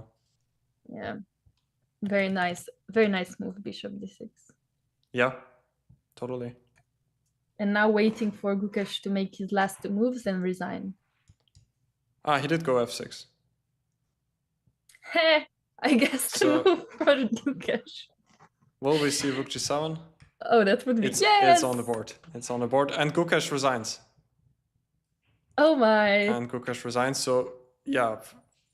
What more can we ask of? I mean, round 12 and Ding levels the score, which is surprising to many people. And it makes the match just so much more exciting. Now the score is back to equal. And yeah, only 2 more rounds to be played. So what do you think, Laura? I mean, I'm certainly super happy with what we saw today. This is exactly what we wanted, Felix. I don't think we could have asked for a better response by Ding. Yeah. I was actually not sure about his opening choice, especially with like you were in the opening, you were explaining how d4 makes everything slightly equal and boring, and Ding didn't go for equal and boring. He put all his pieces on the best square, and I would dare to say this was a perfect game. Absolutely. And Gukesh right now sitting at the board, holding his head, regretting his decisions. Absolutely, he was leading for the first time in the match, and I think now he's thinking he blew it. Yeah. No, this will be very hard for him to come back also psychologically. Yeah. Wow. No, absolutely. I'm shocked. I'm so excited that this is what this match has become now, because we've seen, I think, 7 draws in a row. Not boring draws, but you know, when the games end in a draw, you're like, okay, another one. But finally, last 2 games were so exciting. And I'm so happy we're going to see exciting games, I think, in the last 2 rounds of classical portion, at least. Yeah, me too. Yeah, so tomorrow is the rest day, which I think especially Gukesh can really need now. And also we need it after this amount of excitement. Getting ready for the last 2 games. Maybe we can briefly review what happened in this game to round up the stream. So we did see the English opening once again from Ding Liren. Let me just pull up the board. Yeah, so we did see the English opening, and it seemed like Gukesh was very well prepared. Let's just go to the moment where, Laura, you said that you were a bit surprised that he went for d4 here. Absolutely, yeah. Going for this very complex structure, yeah. And I mean, it's always a risk, especially when you start with a move like e6, d5, you usually want to play solidly. With solid center, at least that's what I do. So it's a reason why I go e6, d5. But he went for this d4. Yeah, it's always risky, and I think this game showed it why. Yeah, absolutely. Yeah, he did go for this line with knight c6, which is a bit more solid, I would say, than the move c5, which leads to the reverse Benoni. He did go knight c6, and after e3, again, he surprised us a bit by going bishop e7, where actually the main line, which is also very complicated, is e5. But he did prepare with bishop e7, and after d3, we had this structure right here when, we thought that black is very, very solid here, and white will have a hard time creating something. At some point, he might push d4, but then the position could lead to a lot of simplifications. But Ding found some nice little moves to just slowly improve his position. I think the first nice moment was a3, where he wanted to push b4. And Gukesh played a5, which is very logical, but as we saw later on, it weakens the b5 square, and Ding found the nice square for his knight there. So if we go a couple of more moves further, rook b8 was another move, which was a bit of a mystery to us. It does protect the b7 pawn in some variations, but it turned out to be a little bit too slow. Ding went queen c2, and now, as I said, the knight was placed to b5. Yeah, it's beautiful. Yeah, and from that point on, it just continued getting worse for Gukesh. He tried the regrouping plan with the knight to d7, c5. But after queen d2, probably he realized that d4 will come and that it will be very dangerous for him. So he tried keeping the position closed, but yeah, knight found a nice square on g1. And I don't know what else to say, Laura. Ding just played a perfect game. I wanted to compare it to maybe some harmony or even symphony, like how his pieces were coordinated from, I don't know, let's say move 5 to the end of the game. He moved his queen on perfect places, even to d2 later. This knight went to g1, e2, f4. d5 came later as well, with followed by d6. Honestly, like all these pieces were coordinating perfectly, and I feel like Gukesh had very, very hard time today coordinating his pieces. Yeah. And I think this is what made him score the loss today with this rook b8, then also knight d7. It's very hard to find a plan. Like you said, d4 idea by Gukesh is very ambitious. It's actually strong. It's very good for black. However, it was very hard to find a very good plan for black, I think, in this game. And it ended how it ended. I mean, I hope really that Gukesh can recover from this loss. I think he can. I think he's mentally extremely strong. And I'm sure he will bounce back tomorrow, but I am so almost proud of Ding for winning in such a way today. Yeah, me too. And I'm just super happy to see that he was able to come back after the tough loss yesterday. And it turned out that round number 12 is his lucky round, I would say. First beating Nepo to level the score, and now beating Gukesh to level the score. So yeah, I can only say I'm super excited for the remaining 2 rounds, and maybe even the tie breaks. We will see about that. So, as I said, tomorrow is the rest day. So Laura will be back in 2 days for the stream. Yes. So thank you for everyone in the chat for always being so engaging and for watching the stream. And yeah, unless Laura, you have anything more to say? No, what I have to say is, Felix, actually, the Lichess coverage is not over, because right now there's the games in the Qatar Open starting, and we have great, amazing commentary by Irene, and I think Naranyan is joining her today as well. However, you guys need to join to see the excellent games continuing in these other tournaments. Of course, World Championship is not the only thing that's going on right now. And I hope you also enjoy that commentary as well. Absolutely, yeah, definitely check out the commentary of the Qatar Masters. So you also have something to watch for tomorrow, since the World Championship match is on a rest day. There is still the Qatar Masters to watch. So yeah. Yes, thank you so much for being here. I'm glad you enjoyed the commentary, and see you in 2 days. See you in 2 days.